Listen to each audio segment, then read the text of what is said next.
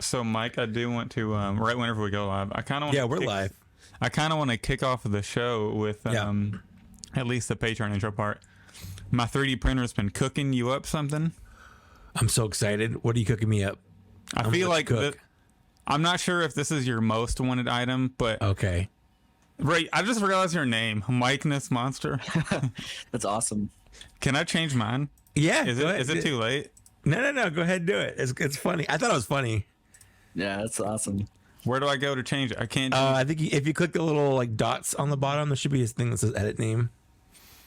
Like on the bottom. I don't see dots. I see settings. Go to settings then. It's in settings. It's somewhere, man. It's somewhere. They gotta have a spot. Maybe I can change your name. Hold on, maybe I can edit your name. I got it. No, I got it. I already got it. Yeah, but I'm already there. What are you doing? That was me that did it. No, it was me that did it. No. Either way it works. Well, actually, ours isn't accurate because his is all lowercase, no space. Right. So I can change your name to whatever I want. Holy crap. That's awesome. I did not know this was a thing. What a way to kick off our Patreon portion of the show, though. And making your name poop. Because I have the humor of a 12-year-old boy. I'll fix it though. Now we're all the same. All right, so back to what my 3D printer's been cooking. Although I think yours should be Lukenessmonster. Zonster. I mean, it could. It could. Yeah. Anyway, so it's not fully done yet, but I feel like your reaction to the figure and whenever Luke announced the set, it seemed like you really wanted it. I'm so excited now. I'm trying to rack my brain for what I reacted to positively. It's only the other half of it is going to be finished in like an hour, but I did want to go ahead and show you the wall. Oh my goodness! Right? Oh, that's so good. Under wall. I cannot. I did the damaged one, so it has like perfect. No, I love that. That gives a character. Yeah. And you can put like a brown wash over it if you want. Oh, for sure. Or something. I'm so excited for Doc Onder. I'm like ridiculously excited for Doc Onder. Like I shouldn't be. Isn't that sick? You can just put like a Dragon Ball in there. Oh yeah. Oh, that's exactly what I'll put on there. I'll put little knickknacks from like different video game or like action figure stuff. I also printed this like way too dense. So this is like a nice heavy like piece. It's not hollow or anything. It's like really sturdy. Nice. Oh, we got H-Town Ray hanging out. So Lukeness, this is not going to be, I'm going to call you Luke Monsterness? Mr. Monster? Luke is fine. Luke is fine. That's good. Yeah. I act like I haven't been on your show before. Anyways, I don't know if you know how this side works, but like we don't usually have a lot of viewers because it's literally just our upper echelon of Patreon subscribers that are joining us. Yeah. So anyone that's in the chat right now, they are the coolest of the cool. They're basically Billy D. Williams wrapped up in the Fonz levels of cool. That's pretty cool. It's very cool. It's about as cool as you can get. Yeah, Wilbon is also here. So we got a couple cool people, very cool people hanging out.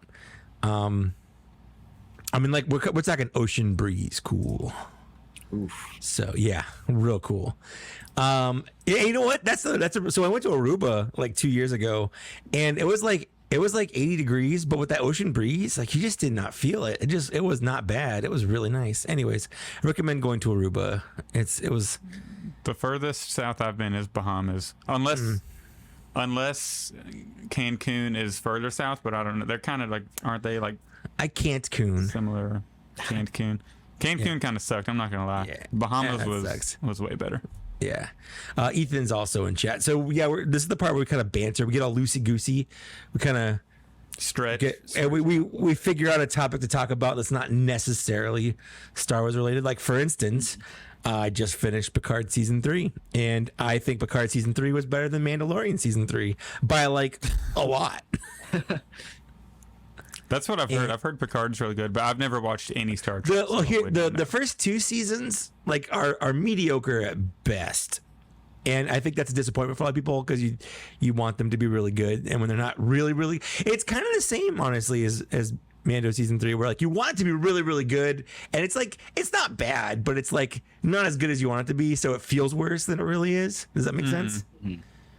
But Picard season 3 was like, they were like, what if we just went back and just did more Next Generation, but everyone's older now, and I liked it. Is it good again? Whenever Wilbon gets back, we're gonna do the Patreon. Oh, that's true. He's our one super duper cool. He's VIP. He like everyone else is in chat, but he is in chat with like his feet up and like a nice drink. And we went to polish his helmet where he come back with a bunch of like money. And it sounds like a sex act, but it is I was not. about to say, what else are you polishing there, Mike? No, that wasn't the Book of Boba Fett, where it's like, can we polish your helmet? And you're like, all right, I guess. Like, is it a backroom kind of situation, or what's going on? But anyways, I don't know. Should I even be here? Maybe we should just start talking about Dragon Ball Z again, because that's what we've been talking about lately. That's true. I'm still in the Cell Saga right now. I was gonna say you're getting through. Well, Cell Saga is super long, so yeah. He just turned second form. I was gonna ask, what stage of Cell are you still in? Androids? Are we actually in Cell proper? Are we? Yeah, he's already absorbed. 18's the boy, the male android, right? Or is the 17? It's 17's the dude, 18's the girl. Yeah, he's already absorbed the dude. Hasn't yet absorbed the girl. Lukeness, do you watch DBZ? I've been getting in it back in it lately. No. I grew up with the games and the movies, but I never watched the actual TV show. So lately I've been watching the TV show, and then I've been going hard on some of the figures. So that'll be my foundation. Yeah, he actually has been through 2 different toy lines. He's been going so hard into the figures. Well, I actually decided to sell those Dragon Stars. You're dropping the Dragon Stars? Because I'm going a little harder on the SH figure arts than I wanted to, but I'm actually really enjoying it. And the big thing was they didn't scale right, and it really bothered me. Sure. Like, so I was like, you know what? I'm just gonna do only SH figure arts, and I'll show what I got on the final editions. It's some pretty sweet stuff. That's fair. All right. Expensive, but it's sweet. Cool. Feel like we haven't recorded in forever, but it's been less than 2 weeks. I know, it does feel like it has been a long time. It feels like it's been a while. We have so much. We have a good amount of stuff to talk about.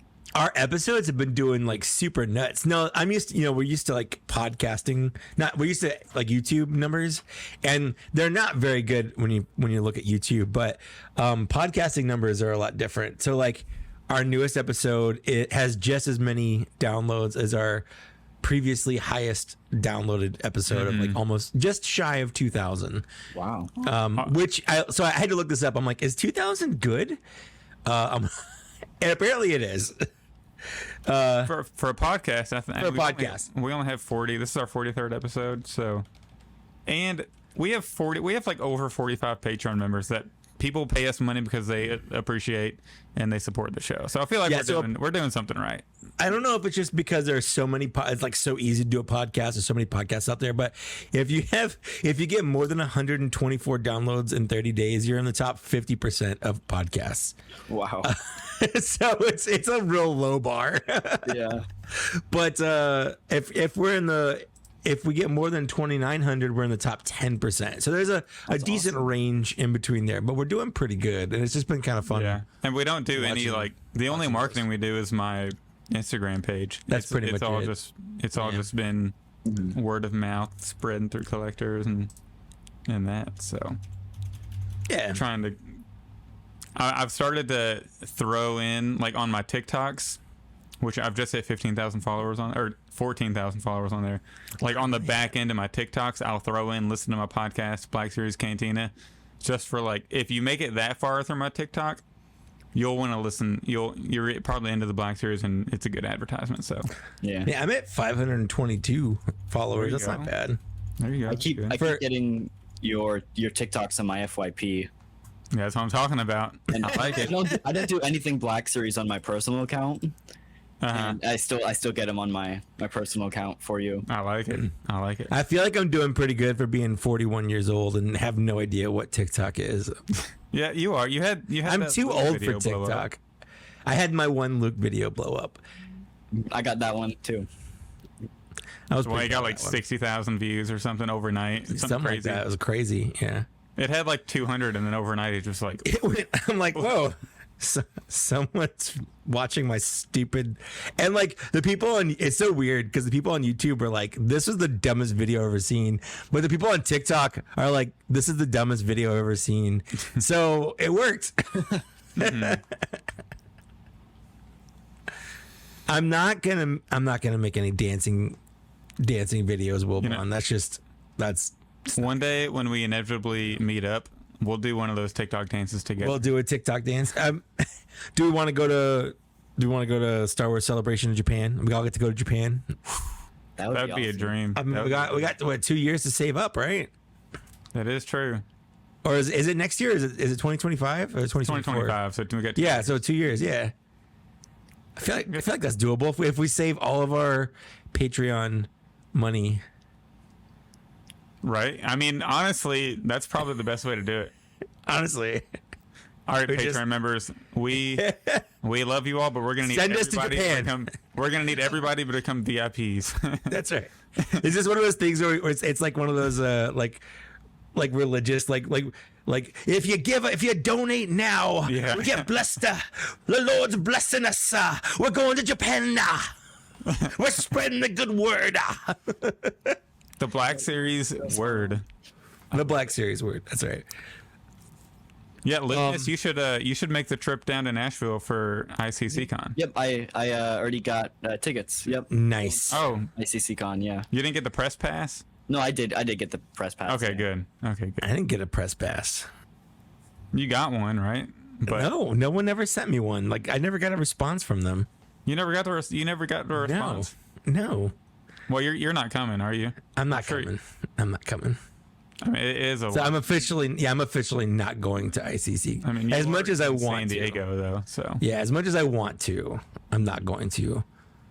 all right, Lucas, we need to get you added on the. I don't participate in the chat a ton, but I there think is I'm in like there, I just don't talk. Okay, yeah, all right, because I'm in there too. I talked a little. Oh, I see you. You're in here now. Oh, I see your logo on. You hearted Yeah. some. I don't send much, but I like people's messages. Yeah. Yeah, I sent a couple like a couple weeks ago, but that's about it. I made the mistake of I get a good amount of DM requests anyways, but I put on my Instagram story the other day saying if you make logos, DM me, because I was kind of thinking about maybe we should like get a fresh Black Series Cantina logo, you know. And then I got so many emails, or not emails, but like message requests, and it's just hard to get through them all. Oh, and sure. Then the ones that I read, it's like, well, I've been a professional logo designer for 13 years. I charge $65 an hour for freelance. And I'm like, okay, I'm not trying to do $65 an hour for like 6 hours. I want your best Fiverr pitch, okay? Yeah. That'd be a cool video. So maybe we should just like crowdsource it, like our Patreon members, whoever sends us the best logo or something, or what it's like on the main Do a show. contest. We'll send them a figure in return. Yeah. We'll like give them a figure or something, and then we'll use the logo. You know, because I feel like we I need got a Best Buy Qui-Gon. I got those Clone Wars Obi-Wan and Anakin. I have a sealed Umber Trooper still. See, Lukeness actually said he does some graphic design, so maybe Lukeness I might do a little win. bit. So I mean, if you're interested, I could always send something. I mean, yeah, sure. I'll just that's the remake- problem. Is like I don't want to pay someone and then be like, "This is shit. I don't want this." I would make it with the Lukeness blue and pink, and There you go. There we go. Perfect. Like, I would hate to pay 3 hours worth of like freelance and then it Right? gets into some like garbage. Like this is garbage. like, and I want it to be somebody who actually listens to the podcast almost now. yeah. Yeah. You know, and they understand, like, or at least they maybe not necessarily listens to the podcast, but understands the community. What we need a to little bit. do is we need to rebrand to have everything look like the Galaxy packaging. Ooh, that's cool. That would be sick. That would be sick. That would be cool. Just a thought. Sitting at a canteen Just- drinking. I'll see if I can put something together. Just a thought. Cool. cool. Are you ready for the main Yeah, show let's- here? Let's go to the main show. Let's go to the main show. I don't know what I'm doing. Right. Here's what's happening right now. This is a very real thing. We're recording this on Thursday, 4/20. I Are you token I don't partake anymore. I used to, but I don't. But Cap. my neighbors, I'm in a townhouse. My neighbors do, and it is potent today. I've never really smelt it before, but like today, all day, it's like they're a THC factory over there. Just Are you constantly. contact high right now? I might be, honestly. I might be. I don't know. It's weird. We should have. I didn't even think we should have like toked up on the show, like live. Toke up on this show. We're gonna lose our clean tag or whatever. I mean, honestly, if this is the opening of the main show, we probably already have. That's true. That's true. Okay, no, let's get started with, I guess, the show 43, MandoMania, featuring Lukenessmonster on the drums. What's up? What's up? Happy What's to- up? Do you want to do the actual intro, Zach? Oh, you want me to do it? Yeah, why not? I feel like I do it all the time. Okay, sure. Welcome to Black Series Cantina, episode 43. I can't believe it's been that many. It seems like a long time since our last episode, but it's been less time, like you mentioned a minute ago. It's weird. What an episode last episode was. We had a great episode. All the reveals. That was so much to get through. We did like 3.5 hours, right? It's 3.5 hours. It was a long time. That was crazy. And if you're a Patreon member, it was almost 4 hours. Yeah, it was one of those shows where my AirPods start to die near the end. Yeah. That happens quite a bit. That's a good one. You know, when that happens, it's a good one for sure. Yeah, but we don't have as much as we did the last episode to chat about. We do have quite a bit. We got some reveals. We got Mandalorian final 2 chapters of season 3, and with us to chat about all that is Lukenessmonster. What's up? Thanks for having me. Of course. Appreciate you joining. Yeah, happy to. Always a pleasure. Yeah. I'm sure if you are a nerd enough to listen to Black Series Cantina, you've probably also come across Lukeness's Probably. YouTube page, I would assume. He does some pretty He's good popped reviews on up there. in your recommendations. Don't even lie. Don't say he hasn't. Yeah, You know he all has. the time. All That's the time. right. I hope so. Everybody's seen his videos. So would kind of want to start the show just asking you a couple questions. Like, what got you? Okay, you're over 10K subscribers. Almost. Congrats. That's a big Almost? milestone. Oh, you're almost at 10. Almost. About 400 away. Okay. Oh, awesome. Yeah. Yeah. You'll get What- there. You'll get there. What got you? Yeah. What got you going into the YouTube game whenever you started? That's tough. I've always just enjoyed watching other people's channels, and I've always like kind of thought, hey, I could probably do that. And it would have been, I guess, like Christmas of 2019, right around Rise of Skywalker when that came out, and Mandalorian. I Is that your favorite movie? No, absolutely not. But I got into the Black series then, started collecting. I mainly started with the Mandalorian figure. I watched the show and I'm like, I need a figure of that. So Black series was the only option at the time. So I got the Black series Mandalorian number 94 red box. Maybe. Nice. You went down a good path, because if you would have picked up like a TVC one, you would have been down the bad it's trail true. there. It's true. But yeah, after that, I'm like, okay, I'll make a video. What's the worst that could happen? And didn't do very well, but I kept on posting videos and picked up some traction, and I've kind of just been doing it ever since. So That's the secret to YouTube, and you just keep making videos. Eventually, you get one that hits that algorithm. yeah, took me about like 6 months to of like uploading once or twice a week to actually get some decent views. But What's your most popular video? I think it's my YouTube. Kenobi Darth Vader review. It's got about, I think, 22,000 views, so nothing crazy. That's But not bad. That's not bad. That's weird, just because Yeah. it's basically just a re-release with a quality yeah. control fix. You know. that was the last one I reviewed, because I'm like, well, these other 3, they're newer, so I'll do Vader last. He's just a re-release, and all the other ones kind of flopped compared to Vader. That's so strange that everybody's like, oh, I got to see what that Vader is. Maybe that's the reason they're watching it, to see if it's just a re-release or if it's an actual new sculpt or whatever. But that's kind of interesting that people would pick that one. You know, I think I also did release it the day the finale of Kenobi came out, so maybe that had something to do with it too. You hit that high. They got that synergy. going everybody's on. typing in Kenobi right. Darth Vader, and then you get right in there. Yeah. And I know you have I think on TikTok you have 1 or 2 videos that just like completely exploded. Is that right? I think I have. You have one like sitting in a helmet, right? Yeah, I have. Where you're like, That one almost got 400,000 views, I think. yeah, Dang. that's a lot higher than my highest one. And then I have a few with like 60 or 70,000 views, but didn't translate to much followers, unfortunately. But I also don't upload that consistently on TikTok. It's just whenever I feel like. That's my problem too. Yeah, that's my problem Like too. I feel like to really succeed on TikTok, you have to do at least 1 video a day. Yeah, I've noticed that I get more followers whenever I post consistently. Like I try to post every day at like 11 a.m. or noon, but even like whenever news is kind of slow and I'm lazy to create a video or whatever of, you know, top 10 Black Series for your empire, or, you know, or whatever, blah, blah, blah. I get more followers when I consistently post, and then of course, I think my post about all the reveals the other week got like over 80,000 views, and that got me a lot of followers. But my highest video is Ian McDermott signing my Palpatine figure last year at ICCCon, and I think that's only at like 140K maybe. So that's not even like 400K is pretty crazy for TikTok. That's pretty awesome.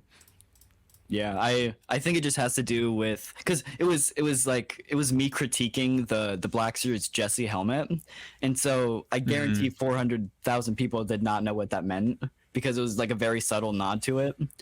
Because I think my caption on it was like, whenever Hasbro fumbled the most like anticipated release of the year, but it didn't even mention Jesse at all. Like and it was just like me sitting in the helmet. But I think it's because I had like a popular TikTok audio. I had Frank Sinatra's "My Way" in the background, and that was going viral at the time. That was trending at the time. Yeah, I think that's what did it. Yeah, I guarantee only like a fourth of the people who watch had maybe heard of or understood the Jesse reference. Yeah. And also, if you hate on Hasbro on TikTok, you actually go like those videos do pretty good. I have a couple. I forget, there was a trending one. You know, it's the one with the minions like looking through the it's like the slideshow, and it's like clicking through a figure, and I did Hasbro's executives deciding which figures to make, and they're cheering for Luke, and then whenever Starkiller comes on, they're like moaning and stuff, you know? And like Droideka, they're moaning. That one did really good. So you just gotta hate on Hasbro on TikTok and you'll get followers. Just like on YouTube then, right? Just like on YouTube, yeah. That's right. Hate drama sells. You know, what can you say? People love to hate watch stuff. People love watching people hate things. People love to hate things with other people. It's weird how popular that is. Literally every single time there's like a botched pre-order, I'll make a video like Hasbro messed up again in like all caps with like a giant X going through the figure. Even like, then my video will be like, I thought it was all right. Like not even hating on Hasbro, but as long as it's like the thumbnail looks like it, then you get that clickbait, that negative clickbait brings people in. Like, oh, they get their pitchforks ready. They're like, yeah, let's go hate on Hasbro. Yeah, just like, okay, calm down. Yeah, and then you like they get in the video, then you're like, well, actually, that wasn't even that bad. yeah. I did want to ask, what did you pre-order, or did you pre-order anything that was revealed at Celebration? I did. I ended up pre-ordering the Force Ghost 3-pack, and I also did Jabba as well. Nice. Yeah, I don't know if go ahead. I was thinking about getting some of the 40th Wave 3, but I decided to wait to hopefully for they hit stores. But I did the same thing for Empire Strikes Back, and I never saw Wave 3 in store. So I'm hoping that doesn't happen again. We'll have to wait and see, though. Yeah, hopefully not. That's true. Actually, I think I only saw Wave 3 in store once, and I'm kind of surprised about that. So now that you bring that up, that's a good point. You don't. You're playing like a game of chicken. Kind of when you do the whole not pre-ordering things, because like most of the time it might work out, and you might even get it cheaper if you're one of those people. But like sometimes you hit that weird distribution issues or whatever, where you just don't see it and you just don't get it. And yeah, I pre-ordered 2 R2s. Wow. I need them for multiple shelves because you can use it as a prequel, OT, sequel if you need. You're not to. wrong, but I'm just like. Also, whenever you have like, this is a plug for all my 3D printed stuff. Whenever you got dioramas, you need multiple. You need one for each diorama. Yeah, no, I get it. So I'm getting 2 R2s and I got 1 Luke and Vader. I might get a second Luke or Vader. I do want to keep 1 on the card. It depends on if I pick up an Emperor.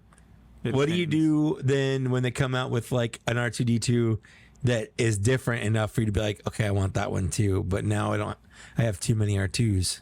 Well, with the R2 body, since they said that they created it so they can retool it. Yeah, they can retool it quite a bit. I'm going to buy it. I don't care. Just going to buy it. Okay. Because R2 is in like everything. I can put him in the Clone Wars shelf. I'll buy all the astromechs on this new body. Like, I'm pretty hype. I also got the Force 3-pack. And then, if anybody noticed, I have a fine subtraction today.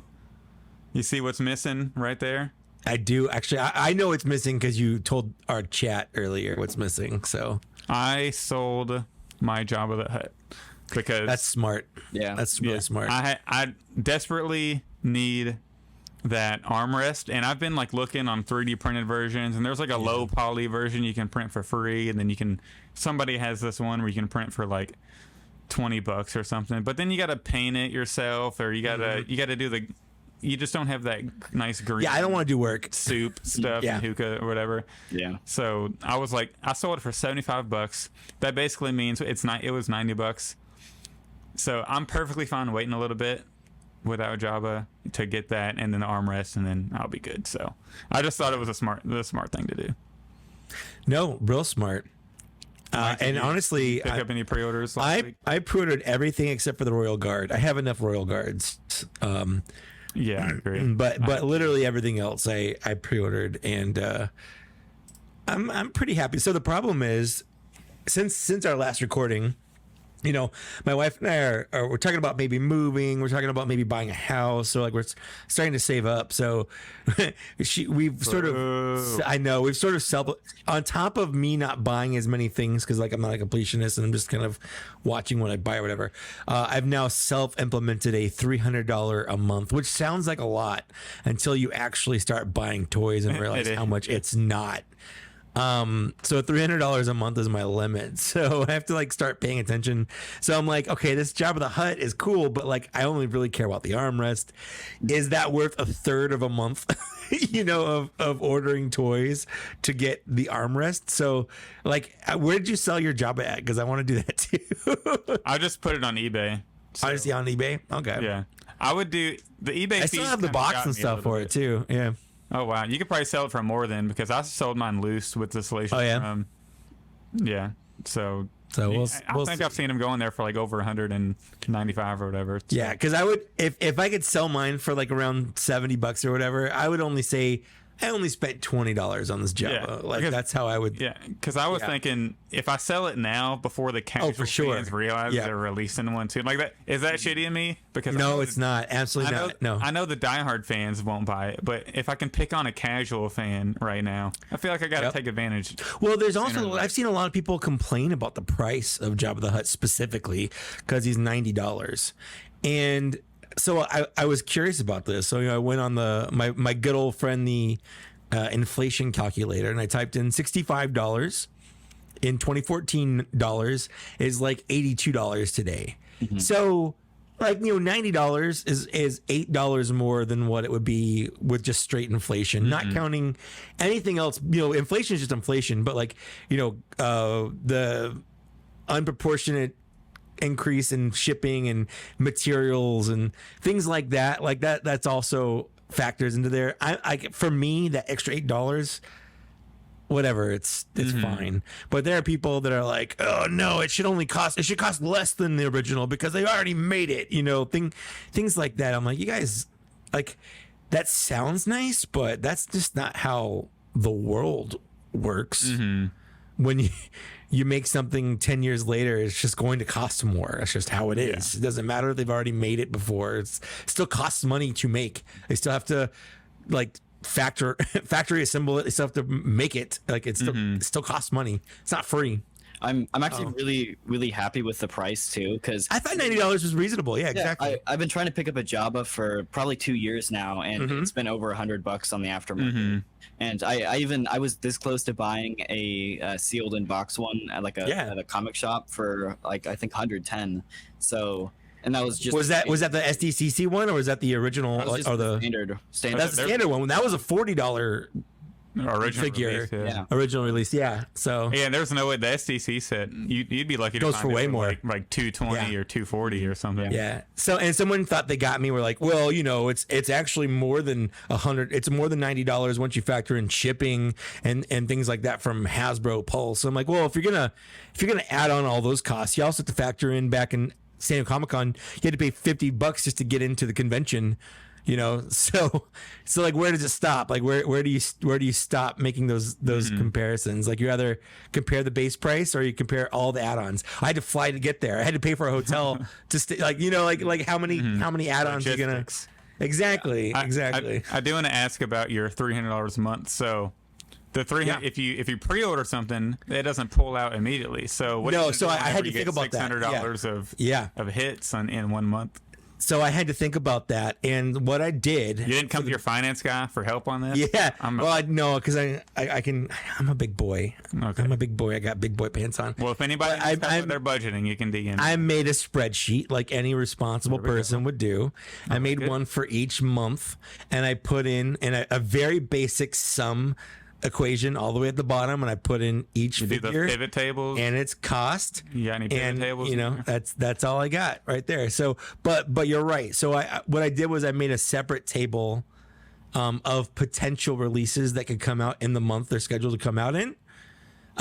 So I can kind of eyeball and gauge. Okay, like I've pre-ordered this. It's tentatively coming out in like say September. So I have to look at how much I'm buying and when it will hit for that month. But yeah, I'm not counting it until money actually leaves my account. Yeah, I'm actually sort of in the same boat. Like, we're getting real personal on this episode. I like it. Why not? But these are real issues that affect collectors. It is true. So my wife and I, we're fortunate enough. We bought our house in 2018. Luckily, before like the market went up like crazy. But since we got married, we've never like combined our money. But lately, we're combining our money into one. So now we each get like a sort of, we put pretty much everything in savings, and then we take out what exactly our bills are and put that in a separate account. And then we each get on the 15th of the month, like an allotment. We each get $915. Like fun money. Just like you can spend that, but you got to pay for your gas. We got to split the groceries with that. But no bills, like those are all taken out already. And then we have our everything else in savings. We get $915 each. So I think I'm going to try to take around 300 of that, or maybe 350 or 400. It just depends on, and try to put that on. You can plus or minus it. Yeah. But I haven't set like a set number, but I do have a set number of like spend money. But if I only spend 450 of the blow money, you bank that for the next month. Exactly. Adds up. So exactly. So these are adult things that I'm having to do adult wise to justify buying toys as a grown adult. That's why this month I haven't bought a lot other than some DVDs. So well, there hasn't really been anything to buy. Yeah. Speaking of which, do we want to get into fine editions? Yes. Yeah. Let's. All right. Yeah. I'll go first because I only have 2. Sure. Let me make it big. Both non-Star Wars items. So well, then why are you even here? Me off why are you here? Kick me off. I do. You might as well be saying you got TVC. No, never. I'm a true Black Series collector. Unlike you pick up a TVC figure like once a week. I have 2 TVC figures in my collection total, and I didn't end up ordering the N1 fighter. So I was about to say I did screenshots. I got receipts of you one day. Yeah, but I didn't. I didn't. That would have put you down a bad rabbit hole. Yeah, I'm not gonna do that. But I did pick up the SH Figure Arts 4th form Frieza. Is that your favorite form of Frieza? Yeah, it is. The final form.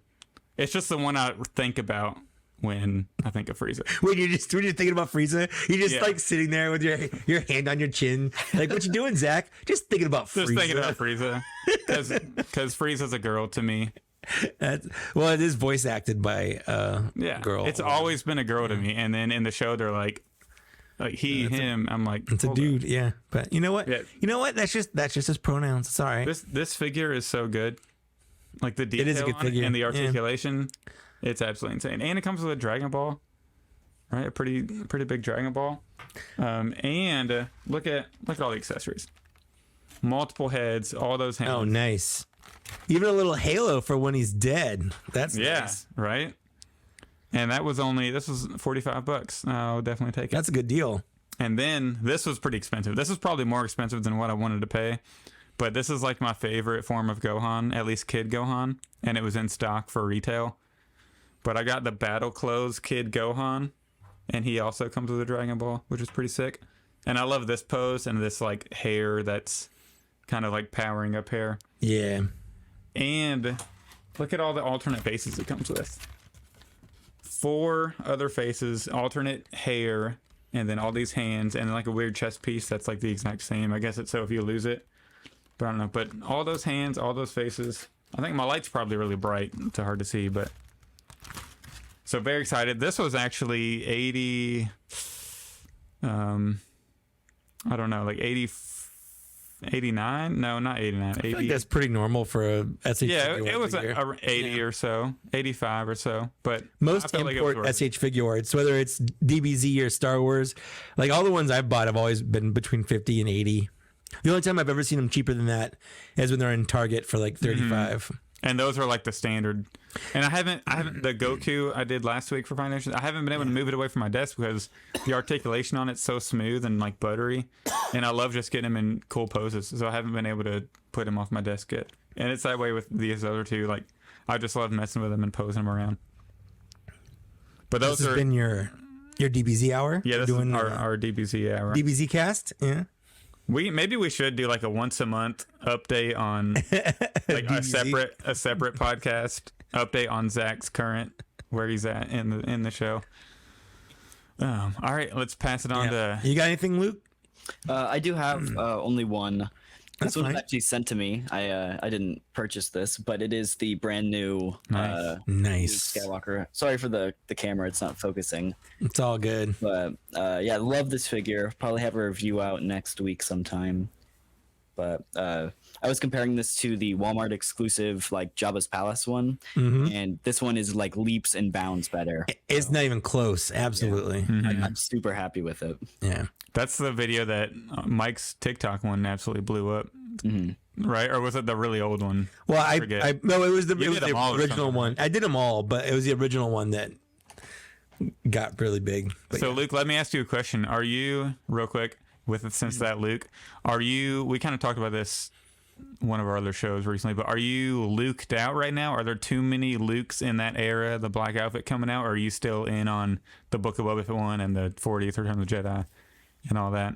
I'm back and forth. I go back and forth just because I don't have a lot of room for them on my shelves. Sure. I love all of them, and I kind of go back and forth on the Book of Boba Fett one just because it's kind of a niche deluxe, scene, yeah. and it's deluxe too. So I think if that one hits clearance, I'll probably pick it up.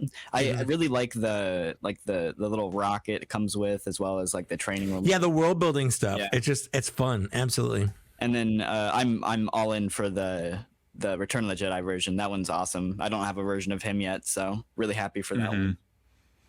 Yeah, I'm excited to get Return of the Jedi, like true Return of the Jedi, back on my shelf. Because when I got out of collecting a long time ago, that's one of the ones I sold because I had the original blue box, but I sold it when I was getting out. So I'm just so excited to have the alternate piece again. And Yeah. I'm pretty hyped for that. I'm Mike. hyped for you. Thank you. I appreciate it. Mike, do you got anything for fine additions? Yeah, I do actually. Did I on the last episode? Did I have my my GI Joes yet? I don't think so. Okay, so I got a shipment. I haven't gotten a lot of toys, but I think Make these are all yourself the big. toys I've got. Yeah, I'll make myself big. Why not? Go big, Mike. So I got the latest wave of GI Joe figures. So I got Lieutenant Falcon, who's got his face isn't great. It's not really focusing. I got this cover girl who's a tank driver, and she looks rad. And then I got this. I like the jacket, a little bomber jacket. Yeah, she looks great. And then I got this Crimson Bat figure. Yeah, so those are the only figures I got until today. I was at Target, and I saw this guy hanging on the shelf, the Imperial Officer on Ferrex, and he was $7.94. And I was like, you know what? I gotta. Like, I just gotta. Heck yeah. I'll have to pick up 3 or 4 more of those for $7. Honestly, and plus have, the 5% off for having a red card, and just like I actually may have bought a second one just for a future giveaway, because I figure who doesn't want maybe an extra figure. I say I do technically have another pickup, or a few pickups. Go for it. That I just remembered, because I got them all for giveaways, so I wasn't really counting it. Yeah, I don't usually count it either, but why not flex a little bit? Give us to us. Oh, hit the wrong person. My Walmart, I was swinging on the clearance pegs. They had, it's not going to show here. Let me put it in the back. Oh, is that the crosshair? Nice. Nice. 5 Imperial crosshairs for $6 each. What? $6? That's crazy. Way. That's insane. I'd buy one just to get the extra gun, because I already broke one trying to peg it back together. Yeah. So I ended up picking up all 5 of them, and so yeah, those will be some future. You bought 6 of them for the price of one regular figure. Exactly. That is insane. I wish that manager worked at my Walmart. Jesus Right? Christ. They did have some box damage, so I'm guessing maybe that's why they hit clearance. But that's the first time I've ever seen like an actual Walmart exclusive in store. Sure. Yeah. And it's for $6. Hopefully your luck continues. That Walmart, I haven't seen that Walmart stocked in like 2 years, maybe. Like they get so little stock that they don't even have a Black Series section anymore. Like, they filled it in with other figures. Oh, that's sad.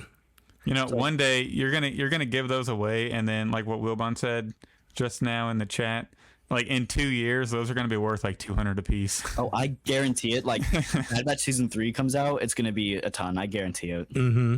Yeah, you're looking at like 90 a pop there, and you're like, dang, I gave those away for free for the subs. Yeah. Before we jump into our news, I do want to give our Patreon a plug. Oh, yeah. We are going to be doing a giveaway soon, and I have a couple giveaway items. I'm going to be giving away the Elite Squad Trooper from the Bad Batch. And the other giveaway item I have is the Umbra Operative Arc Trooper. The GameStop exclusive, the black and yellow one. I think I've given away one of these before also, but I got another one to give away. So Zachary, why are you plugging our Patreon? So that way we can go to Japan in 2 years. That's part of the reason. No, we don't take ads. So again, if you ever hear an ad that's not like us talking, you let us know so we can squash that. I get 3 emails a month from our podcast hosting place being like, "Hey, you should do ads," and like, we're not gonna. So Patreon is how we get the money to do this, and one of the things that we're going to start saving up for is maybe going to the Star Wars celebration in Japan. Just a little fun thing. I've got a passport. Me too. So I've always wanted to go to Japan. I'm just saying. I have one more thing I wanted to talk about for Fine Editions, and that's a little bit of a disappointment, because the day after we posted our last episode, we got another set of KO clones. Mm-hmm. And I ordered them that day, and I thought I was going to have them today to talk about, but they're coming tomorrow, which doesn't help us today for recording this episode. So that's our first bit of news that is like a kind of fun segue. Since I don't have them to show off, we can at least talk about them. So we got 3 new clones, and these are the KO. What's the name of the store on AliExpress? Is it Veal's Toy Store. Veal's Toy Store, yeah. So the same dude. If you go on like AliExpress, type in like KO 501st or whatever, you get like the Oppo, you get the Boyle, the Waxer. There's a bunch of them on there. Coruscant guards. Like if you ever want a figure, and they're all the new mold. Like they're great. I've got a couple of them so far, and if I didn't know they were KOs, other than the way they smell a little funky sometimes, like they're good. So all 3 of these clones are on the KO bodies. Yes, yeah, they are. Yeah, for sure. So they showed off 3. I'll start with the one I'm most excited about, and that is hard case. Hard case. Hard case. He's the 501st clone. So he's got his own unique little kind of pattern, I guess. But he also comes with that rad minigun. That was an instant like, okay, I'm getting hard case. Like there's not even a question. But they announced Jesse, which I was a little hesitant towards because like we're getting an official Jesse. So I'm like, do I want to buy a KO Jesse? But someone, I think on our not Patreon, but on our Facebook group, when we posted it, and someone's like, well, hey, you can get the proper helmet for Jesse if you buy the KO. And I was like, well, damn. I guess I'm buying. Is it? Huh? You'd have to you have to paint it, right? You just take the head off or the helmet off and pop it onto the other one. Well, like doesn't it have like the paint is it's missing still, some blue You can just paint it. You can just paint it a little bit. Yeah. It looks better than what the Hasbro is doing. Absolutely. Okay. See, like I'll take some missing paint to an unnecessary head fin and rangefinder that he doesn't have. I think I'm gonna hot take and jump on the other side. I would rather have the nice blue top half and then throw on the range, because to me it wasn't the biggest deal, but I understand like where people were like pretty upset about it. But I like having the option. Yeah, that's very true. But I would rather have that blue paint and then. But I think it's very good because it's another version of what he was before he put that paint on himself. Oh, for sure. So, absolutely. Yeah. And then the Apo is pretty neat as well. I was on the fence about him too, but it's the helmet where he has a little Avatar arrow, the Avatar Last Airbender arrow. So I was like, yeah, I'm gonna. So I ended up getting all 3 just to wind up. Lukeness, what do you think of the KOs that were recently revealed? I did pick them up. I'm hoping they'll be here within a week or so, but I picked up all 3. I did get hard case, Jesse, and Oppo, and I'm really excited for them. I'm thinking about I might go ahead and pick up a second Jesse. I really love his I guess it would be his season 5 outfit, like the standard one. I actually like that outfit better than I do the ARC Trooper version. Yeah. So I'm really glad to have that option.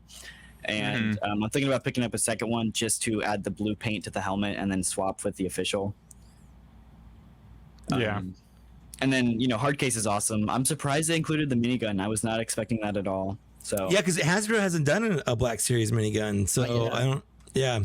I guarantee it's like an unused Hasbro mold. Too. You think so? You think that's how they got it? It probably is. Or it's a TVC mold like blown up that they used or something. Well, we still don't really know how they got the Tampo for the Waxer and Boyle to look exactly like they did on TVC before the TVC showed theirs off. So there's definitely something going on there for sure. Yeah. My theory is that whoever is over there, and I guess there's probably a warehouse that like they're obviously using Hasbro's molds for sure. That they're using them, and then I guess somebody has access to something of Hasbro's over there, because those logos for Waxer and Boyle are just way too good. Like there's no way. They're just way too It was H-Town Ray. That's who it was. Ray. Thank you for jogging my memory. It was absolutely H-Town Ray that convinced me to get Jesse. And I haven't pulled the trigger on any of them, but I think I am gonna do, because when I first glanced at them, I was like, oh, these are cool, but I'm not sure if I like the paint, and because they kind of looked a little odd to me. But then I saw somebody get them in hand, and they actually look pretty sick. And I do think I am going to pull the trigger on hard case. really just for another 501st member and that minigun. I feel like I need that minigun. And like the cool paint. Like they got the belt accurate with the blue little pouches there, and the rest of it's white. So those are really cool. Somebody commented on a TikTok video I did these today, and they said $20 for cheap knockoffs. No thanks. I thought they were going to be cheaper than that. And I put $20 free shipping from China. That's cheap, dude. Come on. And they're very good quality. They're almost better quality than the officials. Like they have very smooth articulation. Yeah, I think. Oh, go ahead. I'll say I'm really hoping they go ahead and do some of the other 501st and just standard, like just name. Oh, for sure. There's so many different options, and absolutely, I pick them all up. I actually kind of want them to veer away from 501st a little bit, and I want them to do the Wolfpack ones. Yeah, everyone's saying Wolfpack, yeah, for sure. And that only started because somebody on a Yakface comment or on a Yakface post commented, "I heard they're doing Wolfpacks next," and like everybody started saying, "Oh, there's a rumor they're doing Wolfpacks," and that's where that's how rumors get started. Yeah, it's just one random comment and someone just takes it. Yeah. So that one person on Instagram who commented on Yakface post, hopefully they're right, but we'll wait and see. Yeah, I would say that's just a testament to kind of how expensive it really has gotten for production over in China, is that, we're getting an inexpensive, quote unquote, inexpensive KO that's still like $20. Now, granted that, like you said, it's free shipping, which it also isn't free. Like it doesn't cost nothing to ship those out. Like it still costs them money to ship them. They're just rolling it into that price. So that's a big deal just to say how much it is. And I would use the term inexpensive and not cheap, because those have two different connotations. And none of the KOs I've gotten have felt cheap at all. They feel just as good as the Hasbro ones. They feel really good in hand. They just kind of smell weird. That's all. That is very true. But the smell goes away. It does, yeah. After you unbag it, because they don't come in boxes; they come in little bags, little baggies, and it goes away. Fine. Yeah, absolutely. Every K, I've gotten 4 KOs counting the Kylo Ren, and they've all, honestly, I can't tell the difference between them and the originals. I really can't. Other than I know they're KOs because I got that Kylo Ren too, and it's really good, that knockoff one. Yeah. Speaking of packages. Lukeness, what's your stance on the PFP? Are you glad that the window is coming back? I have mixed emotions about it. I actually really like the design of the plastic free, because it makes it look almost, I don't want to say more professional, but a little bit more professional, with like the matte black with like the glossy, a little more pristine. Agreed. Yeah. And I also like being able to open the figure and just use an empty box for the reviews. It's so true. It's a very specific, like, YouTube reviewer reason to like the plastic free packaging, but it's a good reason, because it does suck having to open them up, put them back in, pretend you haven't opened them, or just not haven't opened them before, and you start a video and you're like, yeah, I haven't opened it, I guess, so it's a weird choice to make. Yeah, I know with some of like the 40th anniversary figures I bought a few weeks ago, and I'm just waiting to have time to review them so I can actually open the figures. Right. So you can't even enjoy them yet. Yeah. But yeah, I think at the end of the day, I'm happy that the plastic is coming back. I think it's better for the inbox collectors, because I know there's a lot of people that got out of it because of it. So yep, I'm glad. Mostly, I'm just glad that I won't have to hear them complain. Is that sad? like I'm happy for them, because they're getting something they want and they're gonna be happier collecting. But like, it's just gonna be nice not have to hear the complaints all the time. It's almost worse, like seeing them in the comments take their victory lap, though. You know what I mean? Yeah. It'll go away. Hopefully it'll go away. No, it's so frustrating. Just like, it'll be like the best figure Hasbro's ever has ever made, and they'll just be like, "Well, it's in plastic free." Well, it's in plastic. Yeah, the box ruins the whole thing. My go-to comment is on TikTok and Instagram has been, "Good thing I don't collect the boxes. I collect the toys." And then people they get so mad. It's so funny watching them. But I do want to talk about something before we jump into reveals. Yeah, go ahead. Last week, well, I'm trying to think. we were in our group chat. We were talking about Star Wars alterations, right? And because there's some special editions versions that I prefer, and some I don't. true. So remember, I told you I had a hot take about this. You did. That's right. All right.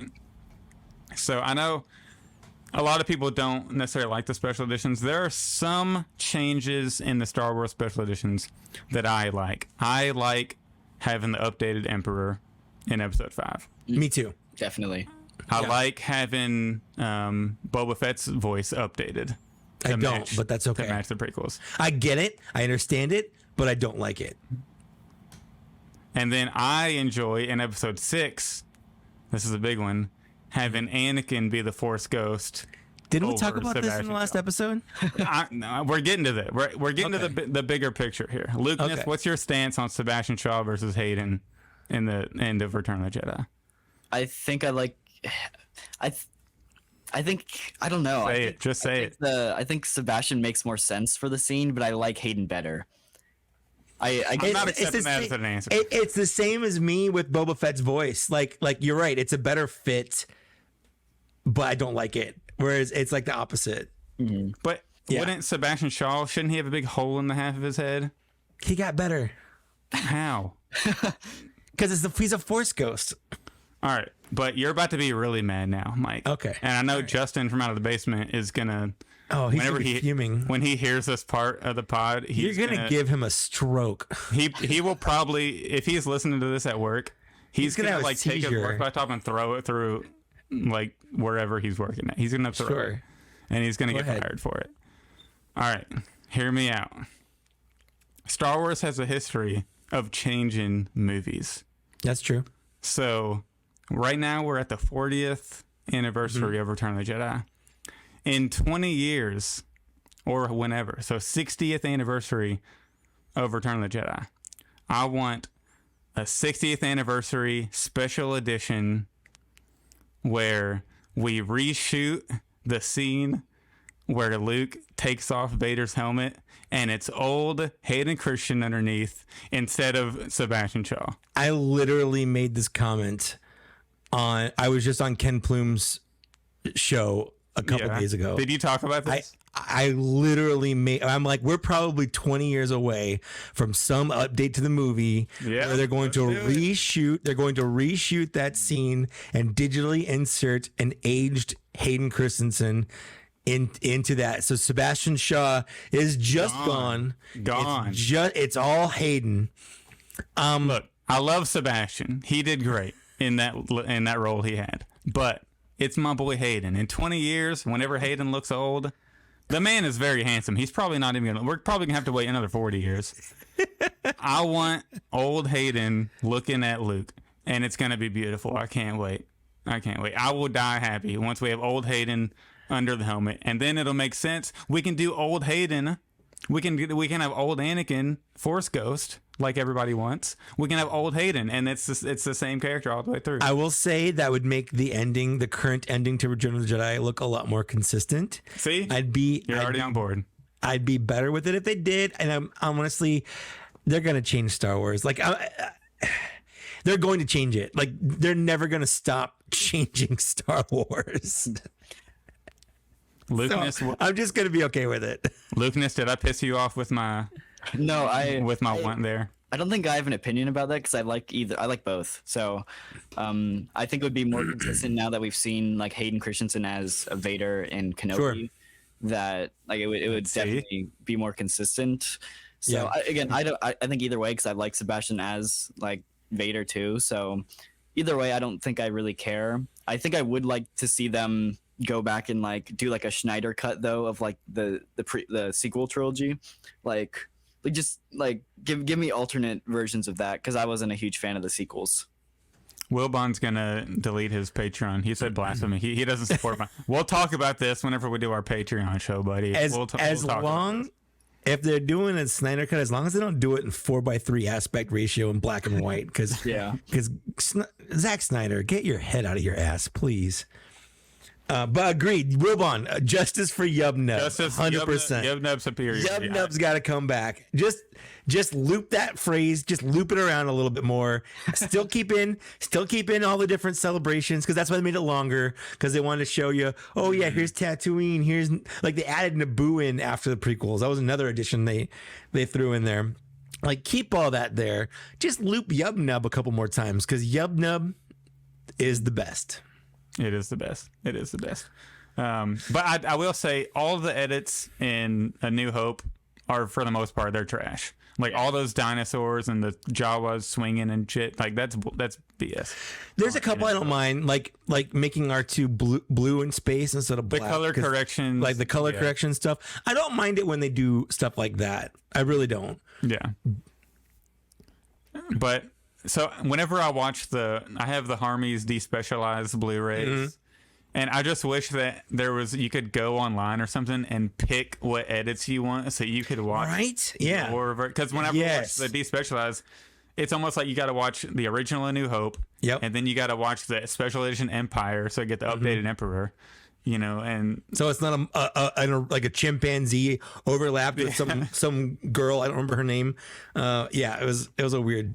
I just wish you could splice your own edits in. Yeah. It's like a little checklist of which editions you want to change. Like, keep it McClunky, that's fine, but Han still shoots first, and I forgot they added McClunky.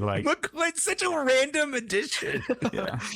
And apparently, isn't it reported that was I heard that was one of George's last says. Yes, it was. Because he made that, and then Disney took over, but it just took a while to actually release that. It's because it wasn't until they put it on Disney Plus that had changed. Yeah. Yeah. It's really it's really weird. That's a crap. Yeah. It's a weird choice. I do support Han shooting first, though. Oh, I support Han shooting only. I don't think it's, that's true. Yeah. I don't think it's outside of his character just to cold blood murder someone under a table. I don't know. And to me it shows that whole kind of turnaround to the Heart of Gold thing or whatever. At the end, it's even a better turn, because you're like, oh, the guy just killed a guy for almost no reason. Well, it was a reason, but I don't know. It's controversial. It always has been. Yeah, exactly. Yeah. Anyways. Let's move on. Let's move on. I'm getting hot. Yeah, you're getting heated. I want my old Hayden in those movies. I get it, man. Yeah. I get it. It'll happen one day. I get it. Whenever I take over Star Wars, when I'm the president of Lucasfilm, it's happening. But I say we talk about some actual Black Series figures. You know what? Hold on. Before we do that, go ahead. You do not want to be the president of Lucasfilm. That's got to be the absolute worst job in show business, because you're never ever going to make everyone happy. No matter what, you're going to choose something. You're going to greenlight a project.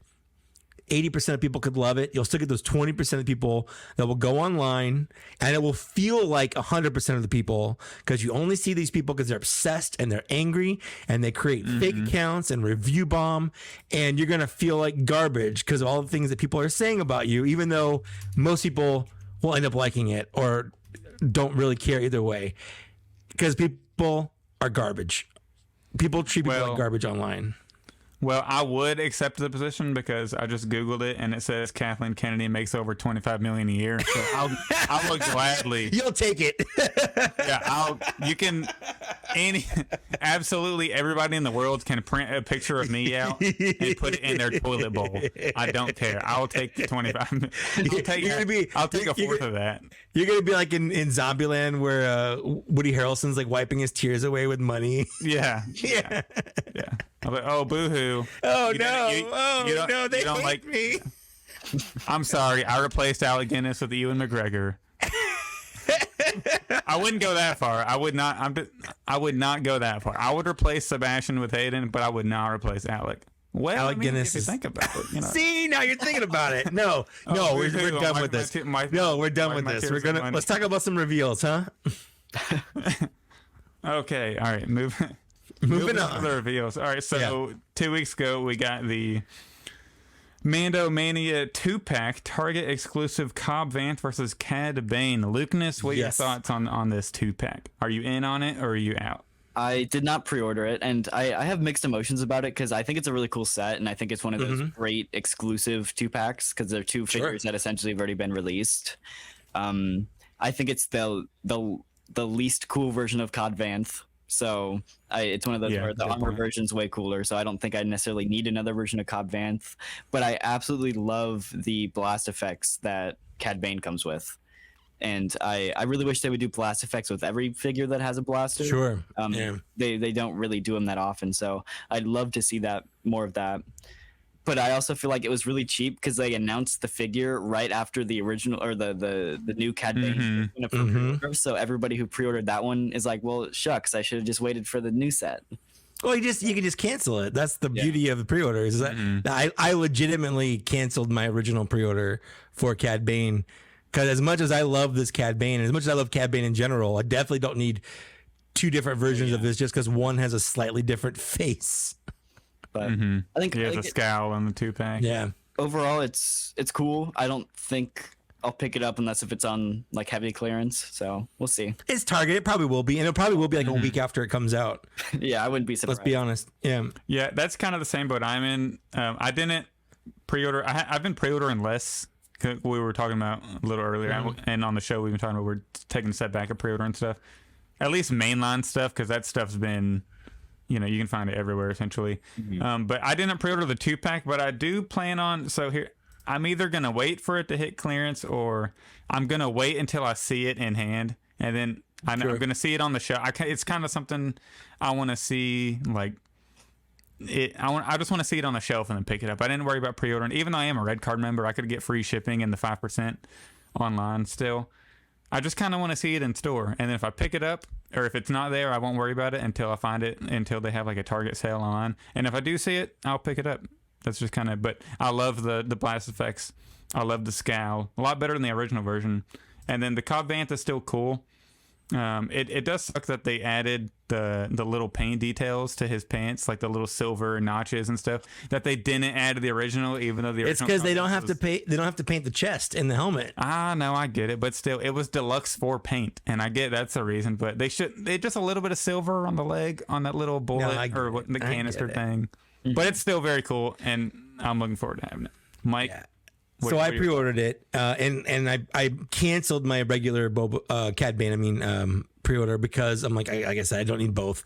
So this Cobb Bane is different enough for me to be like, I can have two Cobb Vanths. Is it Cobb Bane? Cobb Bane. Cobb Bane. I just say they're getting married, guys. That's where Book of Boba Fett season 2 is going. Cad Bane, Cobb Vanth getting married. Cobb Bane is going to be really great. Anyways, this Cobb Vanth is different enough for me to justify having his shirt, because if you go back and like take the armor off of the original one, that red shirt's still there, but there's like no detailing on it. It's not even sculpted. It's just like a torso that just happened to be colored red. So this looks a lot better.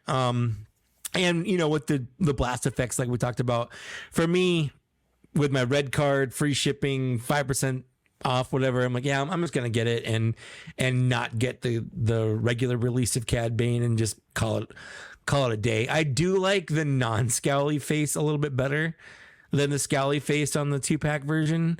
If I ever for some reason see the regular Cad Bane super cheap or something, I might get that, but I'm not holding my breath. And if I never get it, I'm okay. Oh, sorry, Zach's working. I'll so that's Target exclusive. Hopefully Target won't screw this up. Like, the pre-orders went pretty well. I'm pretty sure it's actually still pre-orderable. Let me look, because I when you said that you pre-ordered it, I'm like, did I pre-order it? I don't remember pre-ordering it, but I did. I've pre-ordered so many things in the last 2 weeks. Like, what are you talking about pre-ordering? I'm talking about pre-ordering your Force? No, the yeah. So it's still pre-orderable. So it's not sold out. So if you want to get it, you can. But hopefully this isn't one of those weird things that takes forever to come out. Someone on Target, hold on, has given this a 1-star review. I hate it when people put reviews for things when it's not out. Like, I feel like you shouldn't be able to review or rate anything unless you bought it. It's just weird. It's a weird thing. Yeah, I agree. It is weird just seeing like it's not even released yet. It's not even released. You just, I don't like this, so I'm giving it 1 star. Like, okay. Yeah. You know what? I'm gonna give it 5 stars right now. What are you gonna do about it? I agree. Yeah. So let's do the R5D4 Lukeness. That one is mainline, so I didn't pre-order it, but I'm definitely picking it up once it hits stores or even online. He looks incredible, and like whether it's on the New Hope shelf or the Mandalorian shelf, I'm just really excited for it. I don't have a ton of astromechs. I think the only astromech I have is the Imperial one from like the It's like one of those 3 packs or something. pack, yeah. 4, yeah. And then I have a Mayfex R2, but other than that, like I don't have any astromechs, so I'm pretty excited for this one, and I'm really hoping that they find a way to incorporate that into like a Black Series HasLab. Yeah, let's hope so. I'd be so down for an N1. I just have a feeling that if they're gonna do it, it'll be like 2025, but I don't know. Yeah, I think it would definitely after whatever TVC HasLab is coming up. Mhm. Like they'll let that go, and then there'll be a little more time, and they'll probably do another Marvel one. Or speaking of HasLab, when does the His tank come out? Is that already out? It's not out yet. No, it's not coming out until either end of this year or like beginning of next year. I'm betting. Yeah, I'm just cross my fingers that we get. It says N1 fall HasLab. 2023. Yeah, it says Fall fall later this year. Yeah. But yeah, R5 is really cool. I'm definitely in. I didn't pre-order it because it is mainline. I'm just gonna wait to find it like in stock on Amazon or Entertainment Earth or something. A lot of people ordered, or I think a lot of people are pretty excited about this because a lot of people used my Amazon link to buy it, which is awesome. Really appreciate it. Link in the link tree, I think. I stopped doing Amazon affiliate because no one ever clicked on my links. I mean, That's because everyone's clicking on Zach's. I don't. Sorry. No, I don't have a ton of Instagram followers, so that's probably part of it. But I think I'd always put up links for pre-orders, and I don't think I ever sold a single one through Amazon affiliate. I wish it didn't take me so long to find out about the Amazon. I could have made so much money. Like I make a pretty good amount like per month off Amazon and Entertainment Earth combined. Like it helps fund the collecting a little bit, like supplement some costs. I mean, not a whole lot. I mean, but I get it pretty, especially whenever we get reveals, they kind of come in waves. Like I'll get $25 one month, and then a bunch of stuff will ship that was ordered 6 months ago, and then I'll get like 90, and then the next month I'll get 34, and the next month I'll get 67. So it kind of fluctuates, but it really helps. But back to R5, really excited about R5. I do like how the little tools he comes with, they're not just the same exact. They're different. That the R2 He doesn't come with a gun. Yeah. Yeah, he doesn't come with a GAT for some reason. Yeah. So he also doesn't have most of the exciting. head attachments as well. True. Yeah, that's true. So yeah, I'm excited for R5. I did not expect us to get a retool of a brand new mold, a brand new astromech mold so soon. Like I was expecting it, but like a week later, after getting the R2 announced and pre-ordered, we're already getting R5. I'm excited about it. I'm not complaining at all. But technically, and this is getting into our later discussion, this is the first Mandalorian season 3 character that we're getting. I did not even realize that. Wow. It was like convenient to I just saw him on screen. Yeah, I want to buy him. It was like one of the. It's been a while since I've had that feeling with Star Wars. So I don't know if you guys saw my news video on that, but I pointed out it was from concept art of the Naboo starfighter, but with how like the droids dock into the starfighter, their heads like extend up to reach. Do you think that was planned, or do you think that's just a coincidence? I don't think anything's a coincidence. I think because what he said, they wanted to future-proof it. I'm not holding my breath for an N1 by any means. I I think they took that, and at the very least, they took it and thought we could do something with this, and we've got spot for storage. Yeah. Okay. And they can leave it there, and that could be all we ever get. But if in the future they ever wanted to take that leap and do an in-one, either a regular Naboo fighter or the Mandalorian version, like they have it as an option.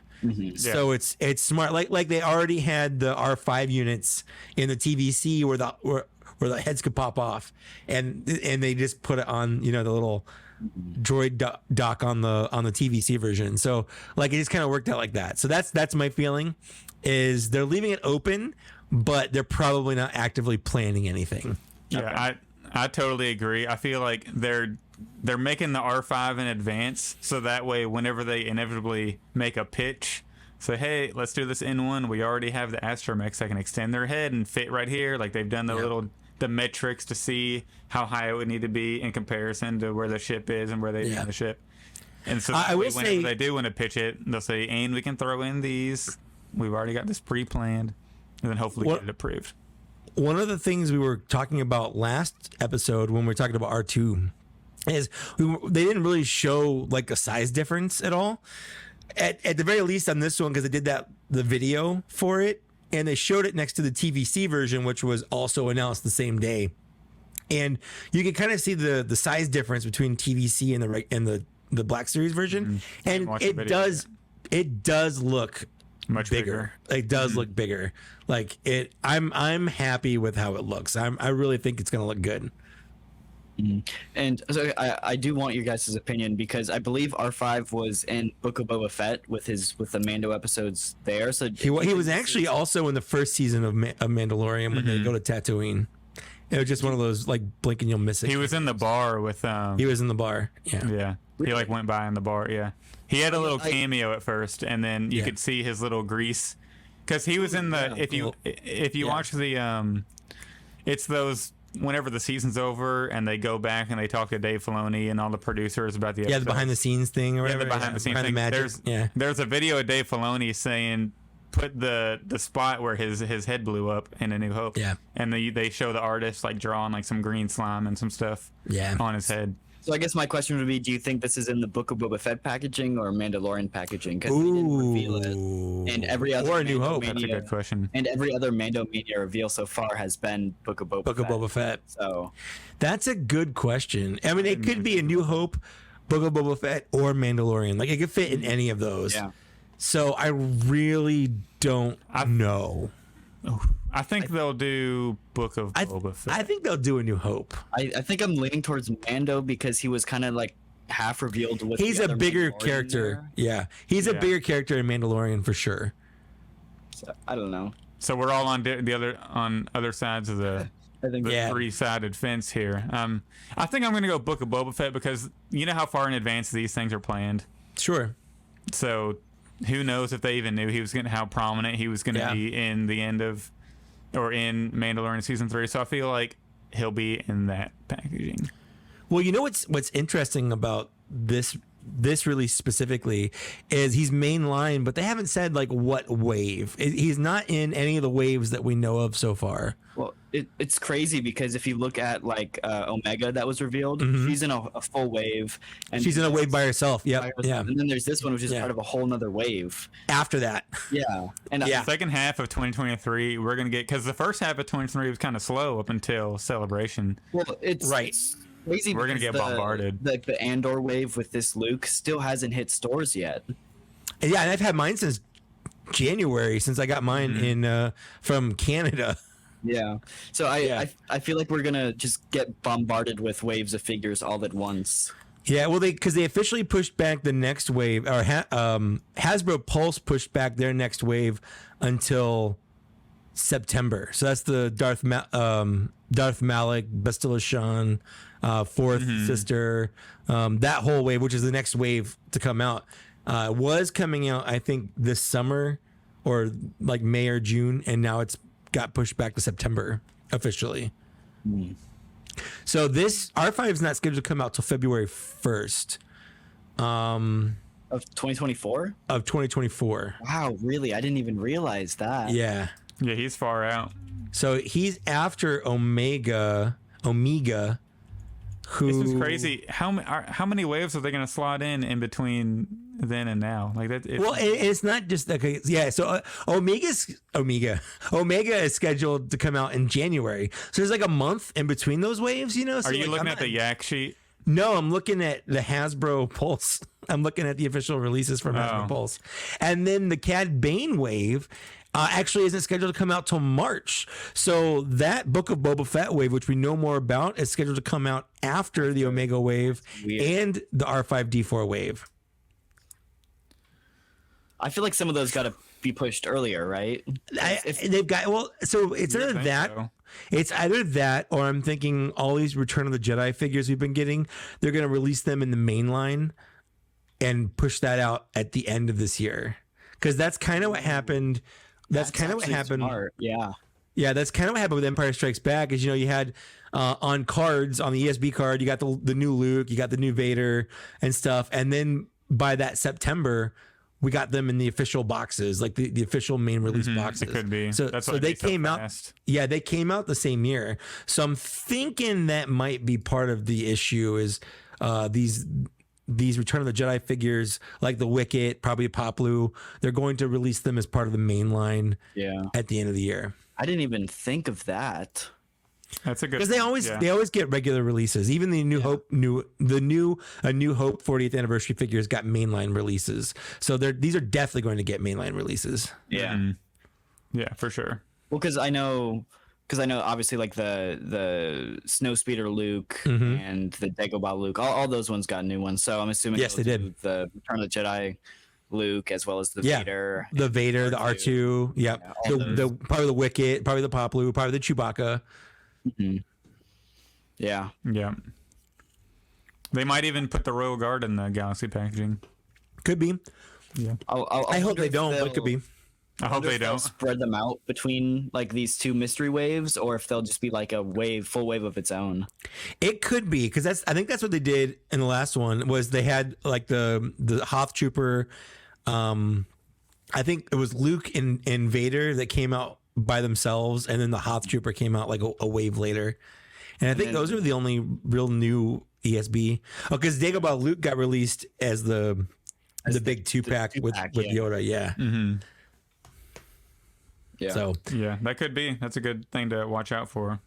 That would make sense while they're coming out so quick from one another, because they already have because it's literally a month in between those three wave releases.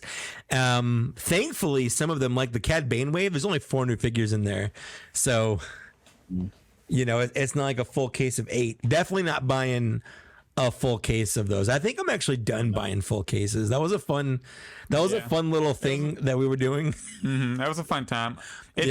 Especially with this case coming up. Yeah. It's the one where everything is 2-packed. It's the Tusken Chieftain, Pike Soldier, Cad Bane, and then a mystery one. Yeah, I'm not buying that case. I'm just buying one of each. It's like you get 8 figures, but it's 2 of each one. Like, that's such a shitty case. Yeah, maybe I could see buying 2 Pike Soldiers because they're technically army builders, but like you don't need 2 Chieftains and 2 Cad Banes. Well, I mean, at the same time, that Cad Bane is even less desirable now because there's a better one. There's a better version. And absolutely. That's probably going to peg warm hard because they're double packing it and they're making a better version. Oh my God, I can't believe there's going to be a Cad Bane that's going to peg warm. That's just ridiculous. Maybe he'll be popular enough to not peg warm. He'll just be, I know with how hard it was to get the Clone Wars version, it'll probably be pretty popular, I bet. But I guarantee the Tusken Chieftain as well as the Pike Soldier are going to peg warm. I guarantee it right now. Probably. Yeah, they'll definitely hit clearance. They'll definitely hit clearance for sure. Which clearance also doesn't always. And I was actually having this conversation with a JD, loyal Patreon member, the other day on Instagram. Like, what is that? His last name? JD, loyal Patreon member. Yeah, JD Stoke dash loyal Patreon member. Like, what he asked me, like, what do you think defines a peg warmer? Like, something hitting clearance doesn't always necessarily mean it's a peg warmer. Like, what would you consider a peg warmer? And I said, I feel like whenever it's sitting there and there's other things that have come and gone and it's still sitting there. Like, how long does it have to sit there? Because we do have a lot of people like, and a wave is on the shelf and then they're like, oh, look at it peg warming. It's like, that's called stock. Yeah. Yeah. A lot of it's stock. I would say probably 2 months of sitting there without getting restocked. Like, I think 2 months is pretty much peg warming, like 2 months. officially. Lukeness, what would you say? What would you define as a peg warmer? I'd say something that like sits there for a long period of time and then doesn't get clearanced off. Like I know, for example, a General Lando. Even I still even have some different stores that have the 40th Empire Strikes Back Lando, where it'll just sit on the shelf forever, and other figures like the Rogue One figures will come in and get clearanced off and sold off, but these figures just sit there and never get clearance. Yeah. See, It is weird that they don't do that. Yeah. Yeah, all right, so the peg warming is whenever clearance doesn't help. Yeah. That's true. Yeah, if clearance isn't helping, it's definitely a peg warmer. Yeah, I think people see like, oh, they're on sale because no one's buying them. Like that's not the case. Sometimes things are just on sale because they're on sale. Like that doesn't mean it's failing. I bought the first wave of Black Series figures. I bought on Amazon for like $10 a piece. But like 3 months after they came out, like the line definitely is continuing. Like it's not failing. It's because the first wave didn't. It wasn't on clearance. It was just on sale. Yeah. Like I can go back to it's weird how people look at that. Whenever you bring that up, that pisses me off because the first figure I ever bought was that orange line Luke. I bought it for $19.99 online, and then the very next day, I had my dad drive me to Target, and I bought the Greedo. I saw him on the shelves. He was the only figure there.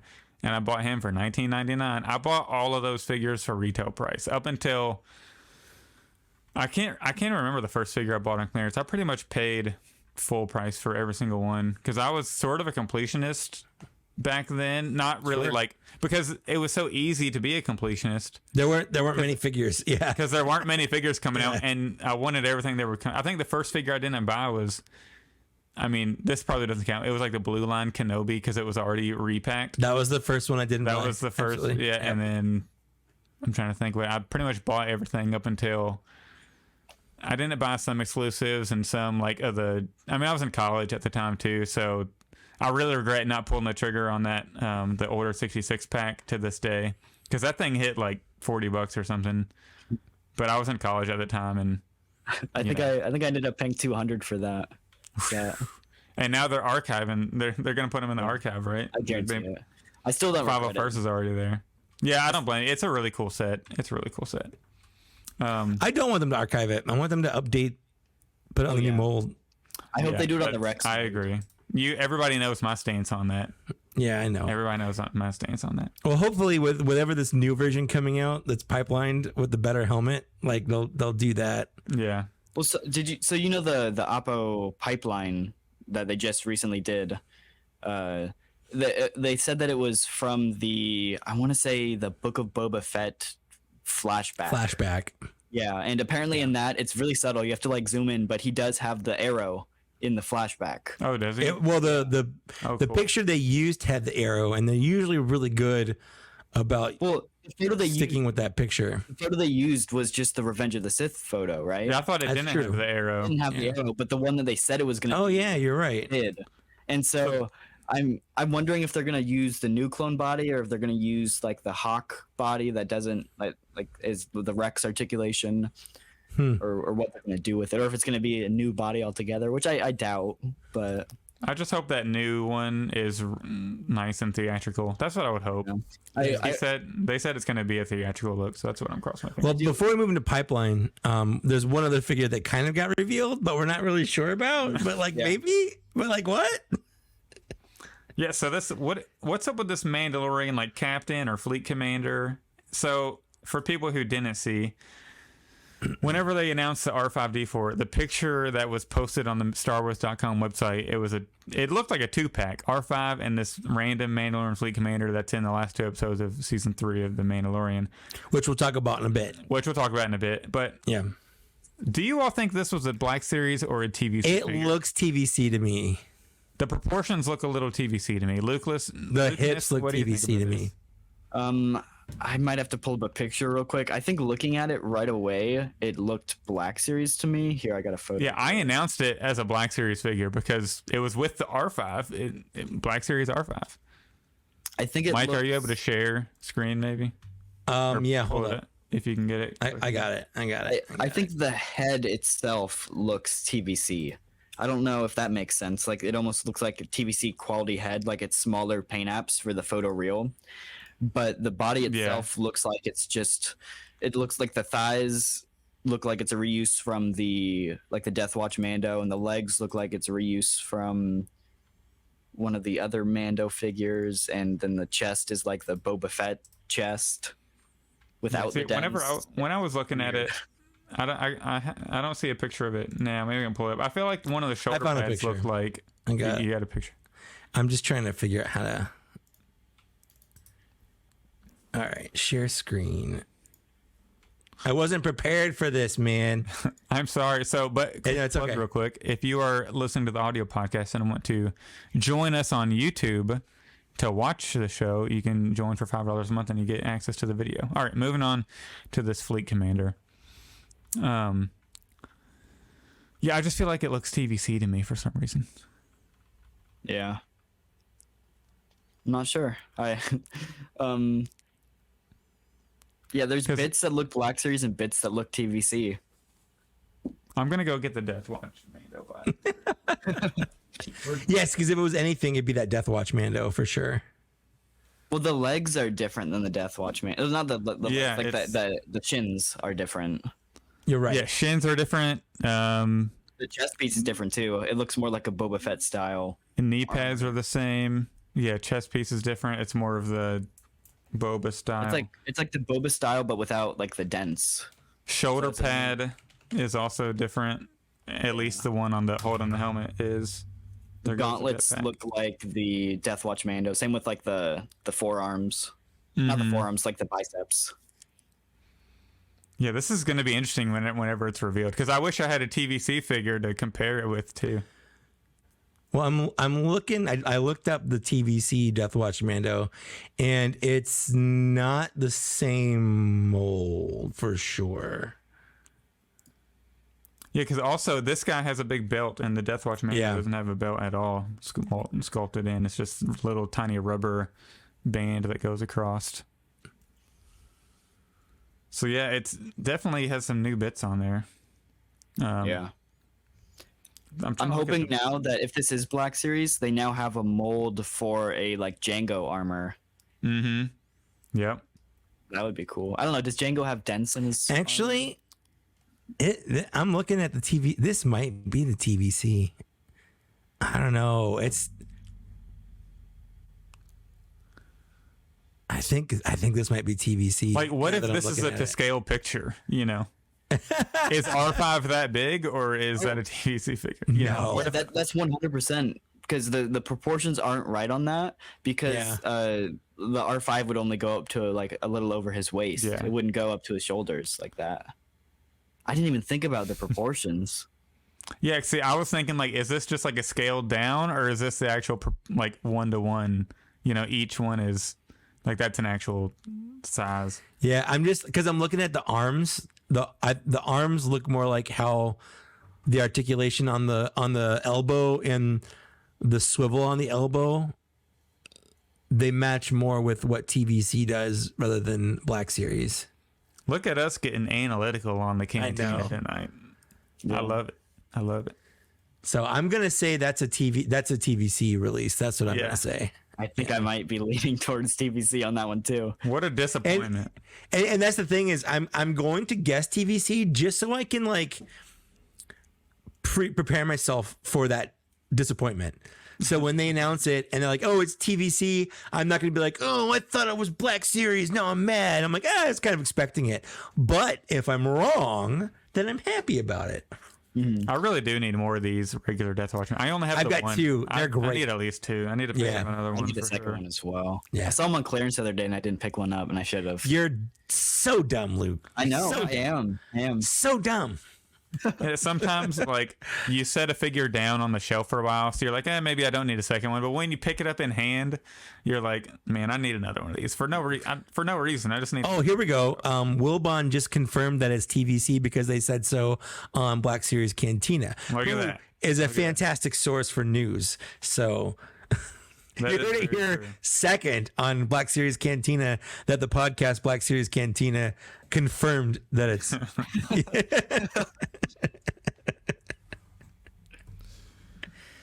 Yeah. So anyway, if it's TVC, I don't want to talk about it anymore. But Yeah, congrats if to it gets T- yeah. confirmed as TVC, we're gonna delete this whole. we're just section. gonna go back in time, and I'm gonna kill myself before we talk about this. So Oh my god! I almost think it's TVC because it's such a random choice for a figure that Black Series would never do. that's sad. That's sad how accurate it is. Like if it's a background character that barely gets any screen time, Black Series just isn't doing it. Yeah. You know what? I'm glad that the reveal this week was basically R5D4 for both lines, because number one, it makes sense for TVC to get it because they just got the N1 fighter revealed as well, and it kind of goes together.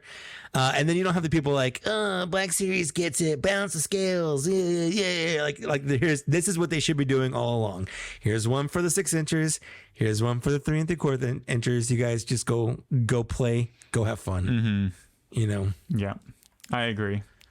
So now that we got that TVC BS out of the way, I did want to give an update to the listeners on everything in the pipeline, and then I have a question to ask you all once I'm done with the list. So this is everything we have in the pipeline that's been officially pipelined by Hasbro.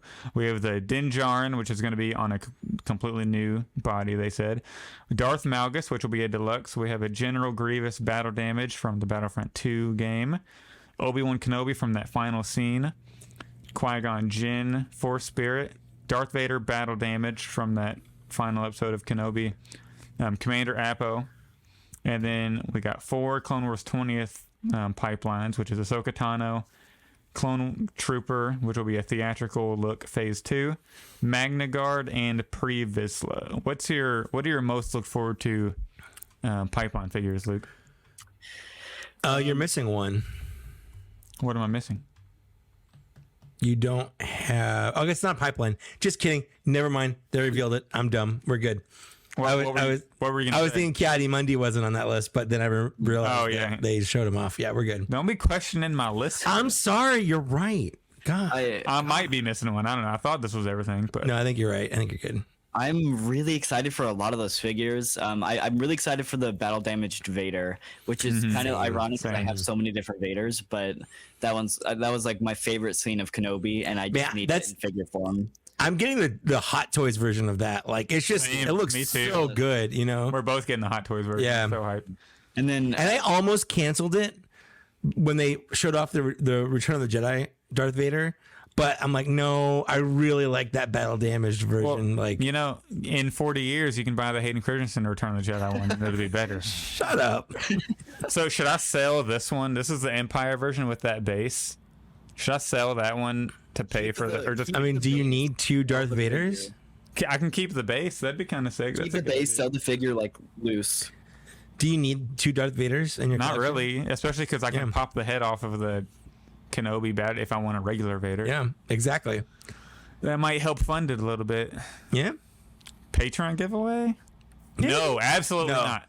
Don't get any ideas. You're not that generous. Not if we hit 100 Patreon members by the next episode. Although, would that count as a donation so you could write it off in your taxes? Yeah, I mean maybe. I'm also really excited for Pre-Vizsla. I think I'll have to see the Pre-Vizsla. mold for that one, because if they just reuse that old Django mold, then it's complete garbage. I want them to never use that Django it's mold ever It's again. awful. Ever again. Yeah. Yeah, Battle Damage Vader was on our top 10 we did. Most wanted, it was my number 2. So I'm super excited. I think Darth Malgus is my number 1, with Battle Damaged Vader being a super close second. Darth Malgus, interesting pick. I Lucas, just did you have a third you were about to mention? I played the Old Republic MMO a lot when it came out, and he's a major character in that, and I like his design. I like his look.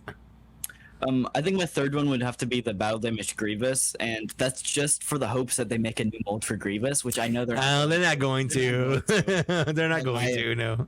I at least hope they would redo the knees or the whatever, like the legs, because his Sure. they don't stand Sure. out. Yeah. Oh, you know what happened to me? I didn't talk about. I told this to the chat group, but I didn't talk about this on the podcast. So after the last episode, I went to a GameStop store physically with my own body. Walked into a physical GameStop store to pre-order the Darth Maul, thinking I can save myself on some shipping. And they're like, "Oh, this one is pre-order online only. Like they're not doing in-store pre-orders for it." It's so BS because I went to pre-order online and you have to pre-order. If you pre-order one of them, it's like $38 or 40 something after shipping and all that. So then, and they raised their minimum for free shipping, so you can't buy two anymore. Get 3. Yeah, you have to get 3, and that's just like there's no way. It's not worth it. No. There's no way. Yeah, there's no way. I'll just eat the $6 or $7 or whatever.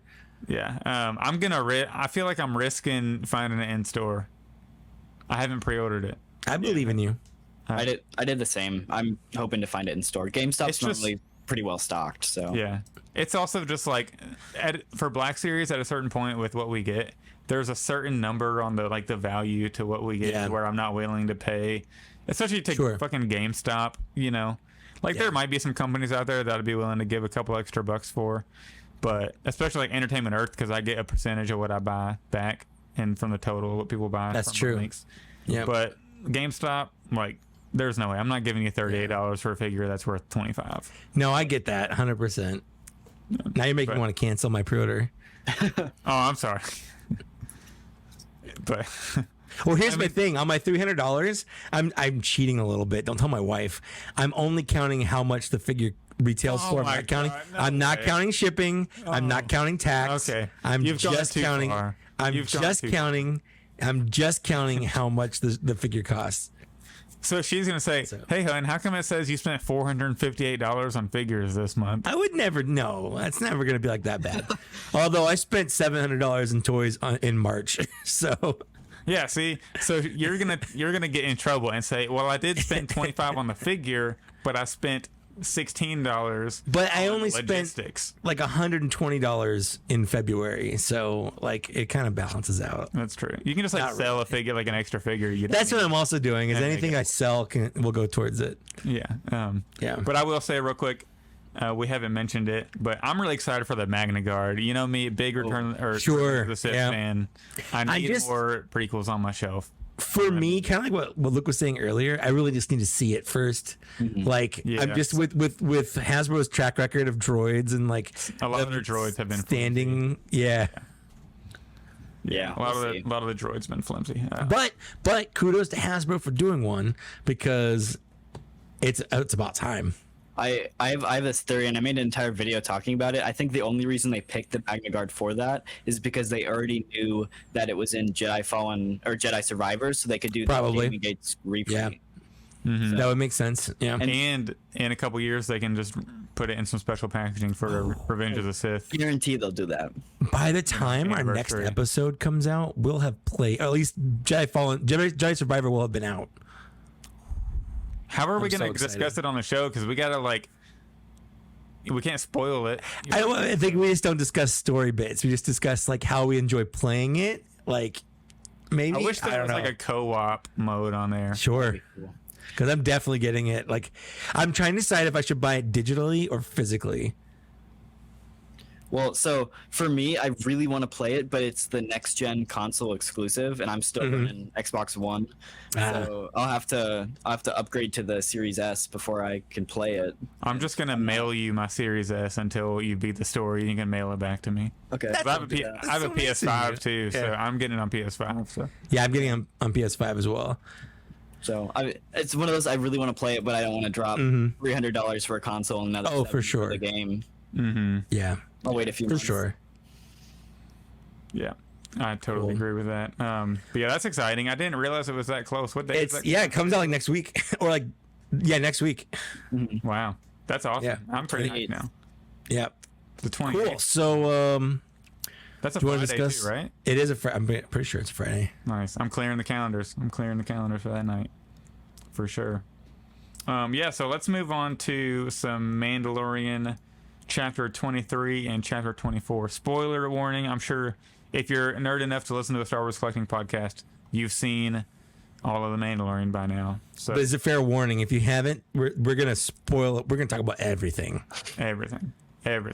Yep. I would say this is the most toyetic episodes of Mandalorian they've ever had. Oh yeah, for sure. We need so many figures from these. So many episodes. figures. They're just gonna bump. Like, hopefully the second half of 2023 is just like from everything just from this. Like, I'd be happy with Yeah. that. That'd be great. I would be okay. I would be okay if they did a full wave, 8 brand new figures. I already released my top 10 most wanted Mando season 3 figures video. Okay. Before we talk about the episodes, let's just do it. Top 3 figures that you want to see from these last 2 episodes. Lukeness, go.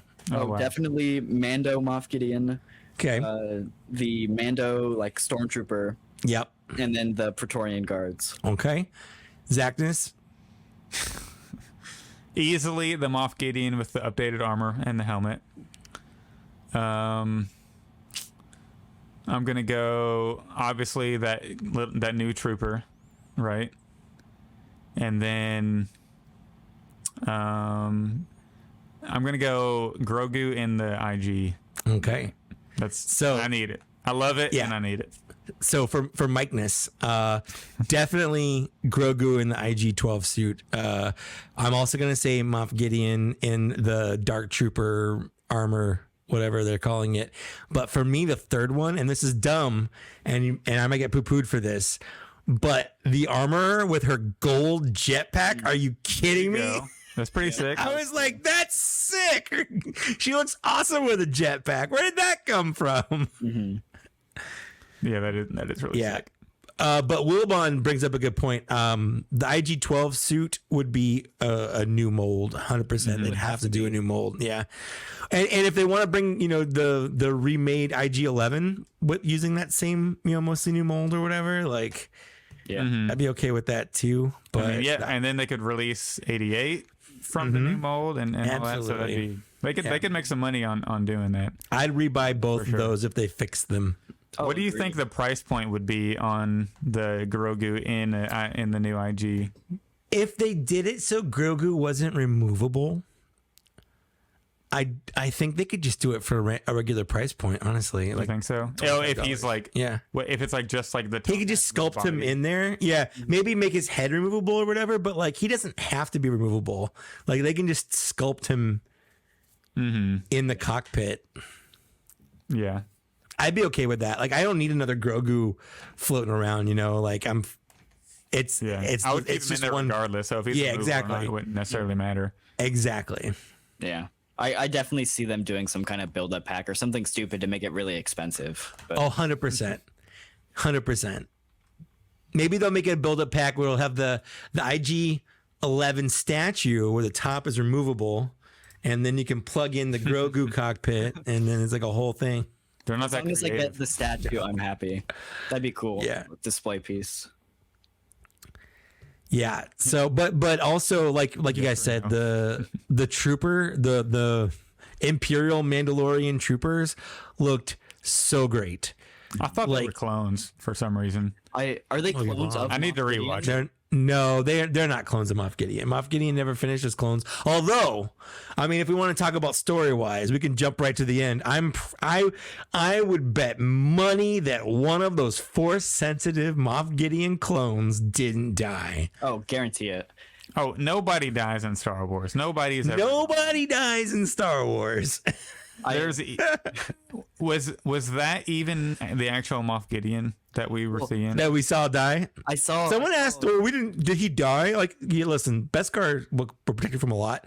It's not going to protect you from a giant fireball. He was wearing Beskar alloy, not pure Beskar. So Exactly. that's Also why the true. troopers, Yeah. the troopers did in the beginning of the finale take some shots to the chest and survive, which Yeah. I was happy about. But for the most part, they get shot and die. But Well, that's 'cause also, a lot they're of their wearing- hits were in their joints. Yeah. Like they're under the helmet or in the shoulders and stuff. Yeah, where- but they are wearing Yeah. Beskar alloy, which is technically not full Beskar, so it's a little more, Yeah, a little less durable. I saw this theory. I know it's in the chat here, but this Moff Gideon didn't have the mustache that season 1 and 2 version Oh. And so the prediction is all the clones also didn't have the mustache. So the guess is that this version is a clone too. Just not a force sensitive version like the ones they were growing. Not this force sensitive version. Can I say though? I think one of the downfalls of season 3 is having the big villain through like at the end of the series be someone that we've already seen Mando beat before. So I feel like if this Moff Gideon dies and it's a clone and then he comes back in season 4, it's like, really, we're doing this whole Moff Gideon thing? Can we please push this? But if he has force powers, he's going to be stronger. So this Gideon was stronger than the last one because he had armor on. And then if he comes back again, but this time he has force powers, then you're right. It's the same guy again, but like he comes back stronger. But if he comes back and it's the mustache version and he's like, oh, you didn't actually get me. Yeah. You know, that's going to be kind of like, come on, we need to move past this. I know every season they have to fight Moff Gideon. At the end, he blows up and it's like, oh, Team Gideon's blasting off again. Yeah. And that's because at some point with like whenever villains don't ever accomplish anything, they get to this point where they're the mustache twirling, oh, I'll get you next time, you know. And I feel like if he comes back, it's gonna start turning into, oh, I'll get you next time, Mandalorian, you know. Well, it's kind of next time. It's kind of the problem that, you know, you have with when you have a TV show like this. So like, for instance, in Rebels, when they introduced Thrawn, you're like, well, how can you make Thrawn scary and good, but have the rebels not constantly lose? Because you don't want the good guys to lose, but also Thrawn has to be kind of scary. So anytime he lost, he's always like, oh, it was all part of my plan. You know, kind of like that. But then in like, you know, recent media with Darth Vader, like Darth Vader, they've done a really good job of making Darth Vader like not lose or just be terrifying, you know. So yeah, you're right, because it does get a little bit of a recurring villain gets defeated again, but he'll be back. Yeah, that's why I thought Thrawn was going to pop up at the end somehow, and then that was going to lead us to the Ahsoka show. Like the post credit scene. Yeah. Everyone thought that. Everyone thought that. I was very surprised that there was no post credit scene with Thrawn. I'm like, I don't care either way, because it's not like I'm not gonna watch the Ahsoka show, you know. But it would have been cool to see. You could argue the best part of the Book of Boba Fett show that wasn't Mandalorian or Luke was the post credit scene from Mandalorian season 2. Oh yeah, for sure. Yeah. Oh, when they walk into Jabba's cool. Palace or Bib's Palace. Yeah. You know, he shoots Thick Fortuna and takes over. Yeah, you're not wrong. That was arguably the best part of the show, and it wasn't even in the show. So let's talk about episode 23. At the beginning, you know, there's a little council. This is a cold opening. Pretty much everyone saw it at Star Wars Celebration.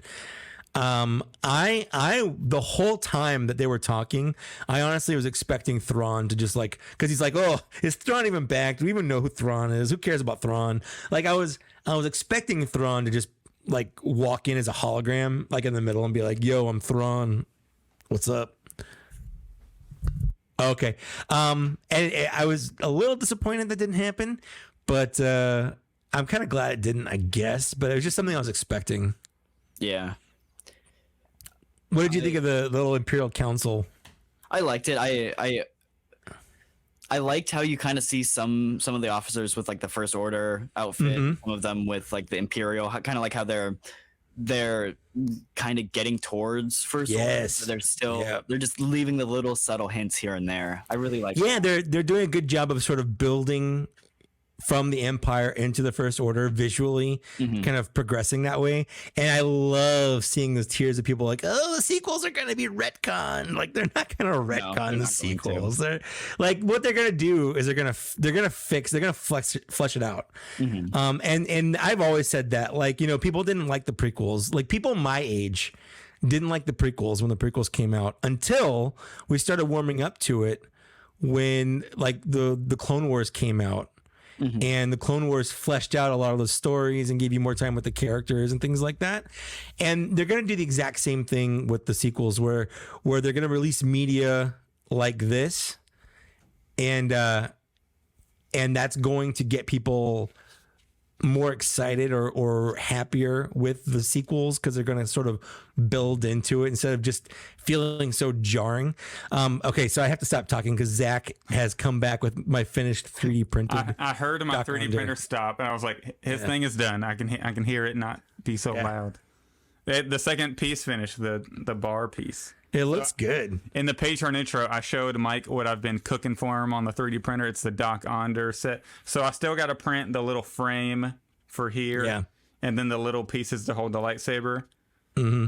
And then, this is a Luke, not Luke, wow, a Landspeeder Luke design for the people listening. If you want a little Doc Onder display to go with your upcoming Doc Onder figure, he's got a little 3D printable thing coming out. And I got to print a little silver piece that goes here, and then a little brown vent for you that goes here. Just little pieces. Just some little like greebles. But yeah, I'll have this in the mail. Thank you.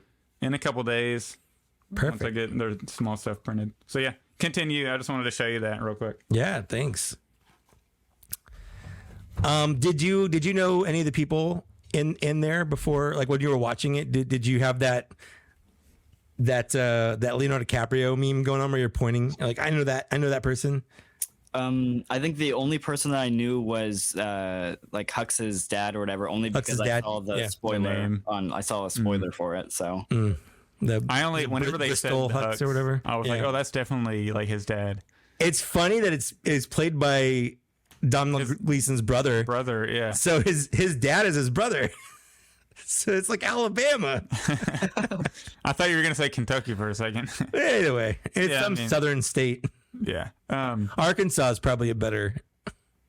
I think Mississippi. Sorry. Okay, there we go. Sorry, all the Mississippians. Alabama. Yeah. Somewhere down there.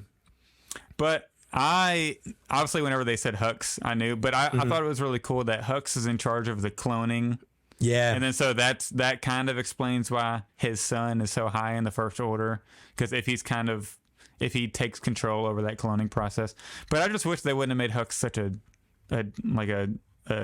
weasel in the sequels, especially Rise of Skywalker.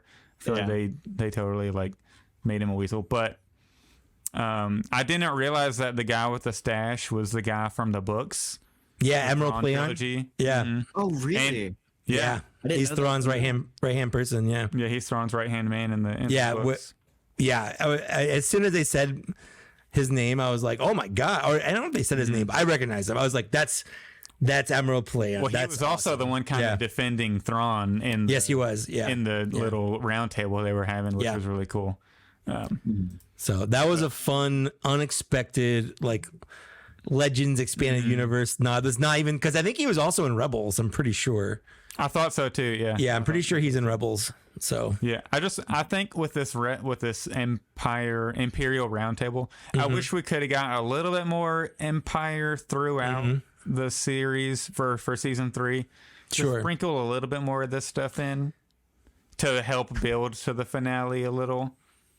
Yeah. So I mean, I want to get into like the whole ramifications of the whole season after we kind of talk about these 2 episodes, but I definitely have things to say about that for sure. But kind of moving on to chapter 23 there.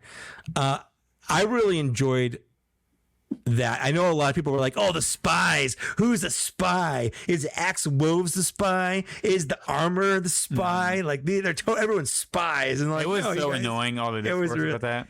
Yeah, it was, girl with the probe droid. Yeah, it was her, but it's also the group. I feel like it was also the group that was just going to look at Mandalorian. They're spying the land. There's a Bible story about this where Moses of biblical fame sends like a group of 12 spies to spy out the promised land, to report back to see if it's like inhabitable or like what it's like basically.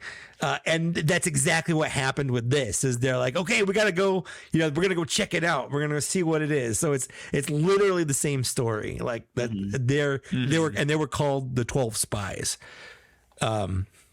So yeah, I don't know, like the whole time I'm like, it doesn't make sense for the armor to be to be a traitor because it was her idea to join the two groups together. And if it was her idea and she was a bad guy, well, I would join them together. Well, yeah. Well, and it wouldn't be a surprise to Gideon because at the beginning, when the real spy was like, yeah, they're joining together, and he's like, that doesn't make sense. They're enemies. You know, like if she had been the spy, he'd be like, yes, everything's going according to plan. You know, because it would have been, yeah, it would have been his decision, I guess, or he would have at least known about it. Yeah. So yeah, I was a little suspicious of Axe Woves because, like, you know, my brother like he kind of bailed. Where is he flying to? Is he gonna fly out into space? Like they're only like the armor already left in their only ship. Where is he going? You know. Yeah. But the answer is no. He flew into space. Yeah. Yeah, I'm glad. I feel like they did a pretty good job with Axe Wolf's character. And man, like seeing him take over the cruiser and like take control of it, and the whole time I'm like, oh, don't sacrifice yourself, man. You got a jetpack, like you got this. You don't have to go down with the ship. And then as soon as he broke the window and bailed out, I'm like, okay, we're good. Yeah. I do like how these two episodes kind of run like directly together. Yes, they're you could watch the whole movie almost. They did the same thing with season 1, where the last 2 episodes are basically just one kind of long story. Yeah. Yeah. Less so for season 2, but definitely this. I feel like this season and season 1 have a lot of parallels. Yeah, I agree with that. Like season 1 had some out there cameos. It had some ups and downs. It had some episodes where they're just kind of he's just running. Like he doesn't. There's no goal. He's just like, they're chasing me. I'm gonna go here now. You know, season 1 had some out there cameos, but they were at least good at acting.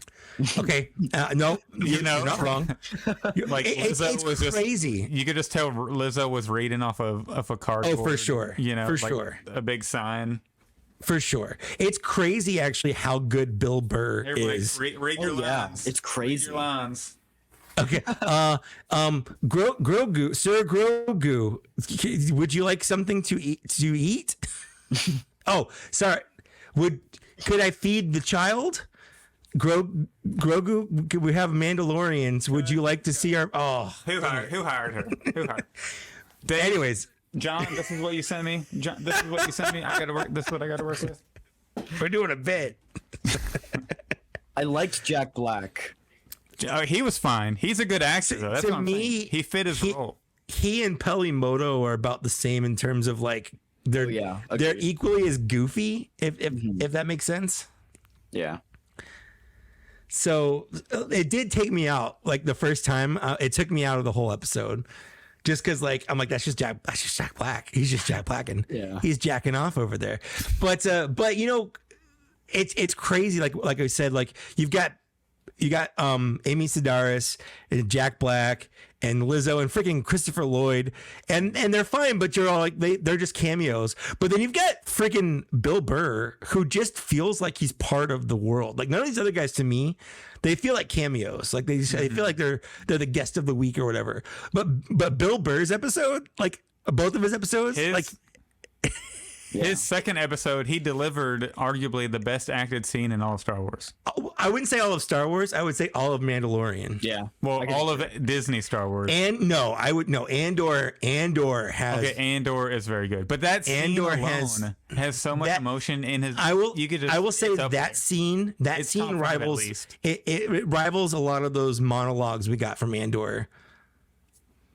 But I would say Andor had more of those versus Mandalorian, which just had like basically the. I agree. It's just a different style of show. They're different style shows actually. You have that scene with Bill Burr, Biggs Mayfeld or whatever, and then you have the scene at the end of season 2 where Grogu and Din are saying goodbye or whatever, and then.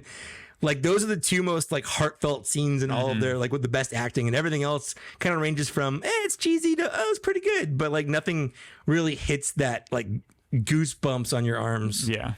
Mm-hmm. But yeah, back to the episodes though. What were the highlights of the episode for you guys? Are we just talking about 23, or are we doing both of them? Let's just do both because, like I said, they They're all all run one. together. They're all. It's like one long episode. Yeah. The highlight, I really liked the R5 stuff. I thought that was pure Star Wars. Like, I feel like Agreed. George Lucas would have wrote that. Like the little mouse Agreed. droids come in with Agreed. Yeah. you know, and they got the police lights.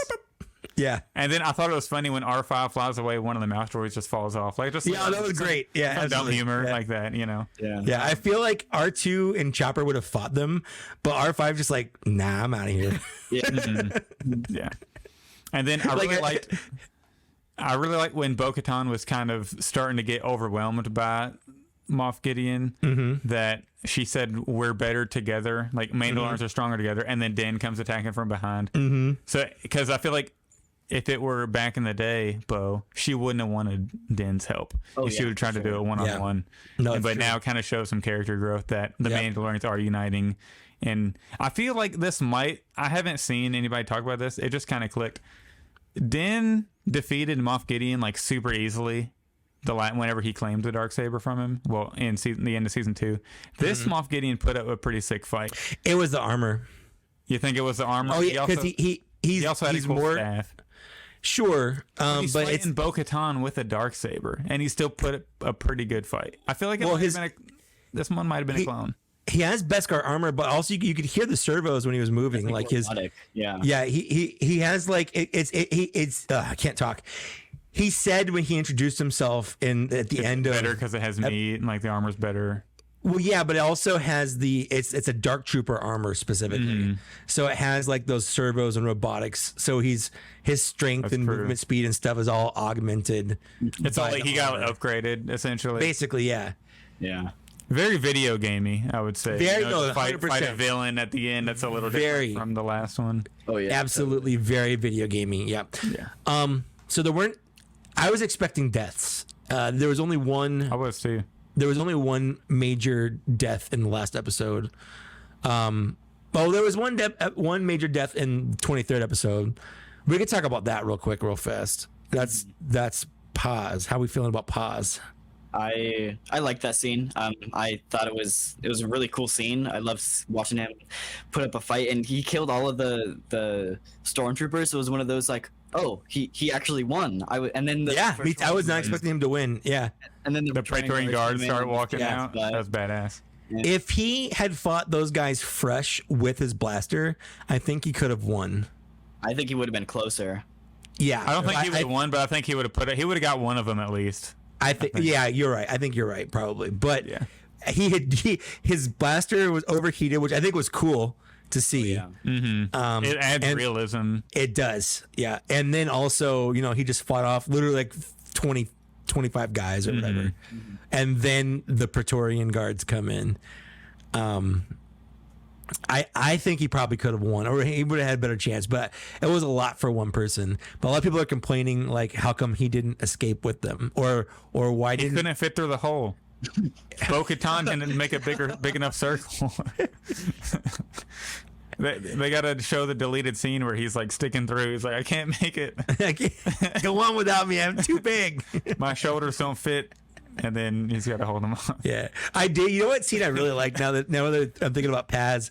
I loved the scene about him and Axe like basically playing chess and like arguing over the rules and getting into like a fist fight over it. Like that was funny. Yeah. Yeah, that was pretty good. And then Grogu like breaking him up. Breaking him up with his yes no mech. Mm-hmm. That I think that might be the funniest scene in all of Star Wars. Honestly, I love the yes no mech. when they're walking through the market, just yes. Yeah, me and my yes, wife were sitting yes. there like absolutely loving it. It was fabulous. Because you could just tell Din was like such an annoyed dad. He's like, he's not old enough to operate this. And Grogu's like stumbling around the room, hitting like yes and no. for the Grief responses. Karga is basically that uncle that gives the kid like a toy with batteries in it. Yeah.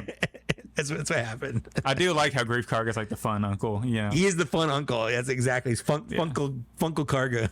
Speaking of Grogu, his force powers were pretty prominent this episode at the end. Yeah. of Well, he's Praetorians. definitely. It showed growth. Like his. A lot of people are complaining that like the whole thing that happened in Book of Boba Fett was a waste, but I don't think it was. I think he definitely unlocked a lot of that trauma and grew. Yeah, Luke helped him remember exactly. a lot of Like his training, yeah, exactly. Because he was already trained. Like he'd been in the academy. It wasn't like he was a brand new a newborn baby and had never used the Force before. So I think this episode showed, because Lily, my wife, kept expecting him to faint like he did in the first 2 seasons. That's what I thought. I thought he was going to. You know, after he does anything big, he like falls asleep for a day or whatever. Yeah. So that didn't happen because he's better at using the Force and can do it more and all that stuff. And I liked how he wasn't using the Force to like lift up the Praetorians and rip them apart and like throw them on the wall. He was just like slightly moving their weapons out of the way. Yes. Just to give like Din and like the advantage in the fight. Yeah. I was like, it was a good subtle use of his Force powers to not make him overwhelming and then to save him from the fire like he did from the incinerator trooper in season 1 at the end, except in like a mass, like 100 times more fire was really cool. Oh yeah. What do we think about Din's hallway scene? That was my favorite scene of the whole 3rd season. That was my favorite. It was awesome. Yeah, that was sick, and especially whenever he's calling back to R5, like opening. What was your favorite weapon that he used, and why was it the shield and baton? That was sick. I liked that he was wearing one of the stormtroopers' jetpacks. Jetpacks, yeah. So you know me, with my collection, I'm a very scene-specific person. I feel like I need a Mandalorian with the clone jetpack. Give him the riot shield, give him the jetpack, give him the shield. Oh yeah, yeah. That'd be pretty cool. And then a little lane speeder Luke diorama with some red. Look at that. Laser looking thing, door. Yeah, they were like, translucent red. They were like, hey, Phantom Menace, can we copy your homework? It's like, yeah, but don't make it look like a little different. Yeah, it was a nice like John Wick pick up the weapon. Oh, for sure. So cool. Yeah, whatever those like twin blasters he got towards the end, like those things are awesome. Really showed how like skilled Din is. For sure. Yeah. I will say I am disappointed that we didn't get, and we all know what he looks like, but I want Pedro Pascal to be the Mandalorian, and like he's just the voice. And because whenever he revealed his face in season 2, we thought we were gonna get more Pedro, you know, with the helmet off coming into season 3, and we didn't get a single. We got a scene in both the first 2 seasons. We didn't get a single scene of him in season 3. So there's a theory it's because they were filming The Last of Us at the same time, so he also did that movie with Nicolas Cage. With He's Nicolas very Cage. busy. So he's been busy, and I can see if he wasn't there as often to be there, but I feel like they could have squeezed him in one or two scenes. I was expecting, I'll be honest, at the beginning of the last episode, I was expecting Gideon to take off his mask, like to unhelmet him. And it's not like it's a big deal anymore, because like, oh, I'll just go back down to the water. It's not a big deal. Yeah, I know where it is now. That's what I thought.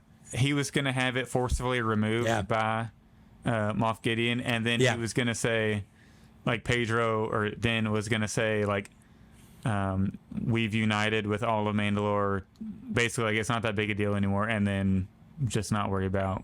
I almost don't like that he rejoined like the Creed that way, just because they put so much character development into him kind of moving on from his past and like adopting Grogu in season 2, and then like they in the span of Book of Boba Fett and the first episode of The Mandalorian season 3, they completely undid all of the character development that they gave him in the 2nd season. Yeah, I wish he would have left, or not like left the Creed, but like I wish he would have joined with Bo. Like, okay, we don't need to wear our helmets all the time. like come on. We're better than this. I'm thinking it was kind of more of a. You know what a rumspringa is?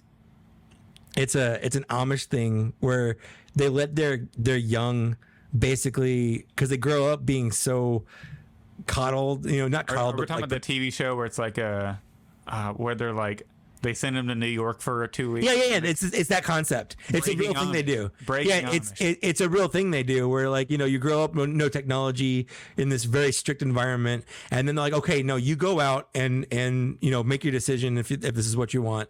So that they let the kids go out and experience the real world, and they don't have any of those same rules and stuff like that. But then they kind of come back and rejoin. And now they have like they know what they're missing, so they're not like as tempted in the beginning. You're like, so I feel like it's kind of like that kind of situation. Oh yeah, where he knows what it's like now to maybe forsake how he grew up, and he made the choice to do this. So it's not like I don't know if I agree that it's going back on character development. I think it's him experiencing new things and making a conscious decision on how he wants to live, because it's not like, let's be honest, like it's weird, it's restrictive, but it's not like it's detrimental or anything. Sure. Yeah, they're not like sacrificing children or anything. They're not doing bad things. It's just a weird way of life they have. So I don't know, like it's not that whatever big of a it deal. whatever it is, the creatives made him do the wrong decision. And whether there are, like, in my opinion, Sure, but whether there are behind the scenes things with Pedro we don't know about. There was the rumors that he had a falling out with Lucasfilm. Who knows if it was about pay or or not being like helmetless that often. Who knows? I don't know, but there were rumors about that. And then he's just really busy, so hopefully season 4. He's like the hottest, actor in the world right now. So he really is, absolutely. So maybe I think maybe he's wanting Lucasfilm to pay up that contract, contract per episode, because he's getting quite a bit from HBO now. But I think one of the things they did really well was set up a season 4. Oh yeah, for sure. Like with season 2 ending, you're like, oh man. It was almost a cliffhanger where it's like, oh, Grogu's going off with Luke Skywalker. Like, where are we gonna go from here? But like, I feel like I know where season 4 is gonna go. Like, they basically set it up. Mando and Grogu are going to go on their adventures so he can teach Grogu how to be a Mandalorian. Mm-hmm. So like, that makes sense to me. Did you feel like that the whole takeover the planet of Mandalore thing was wrapped up faster than you thought? Because I thought it was going to go into the next season.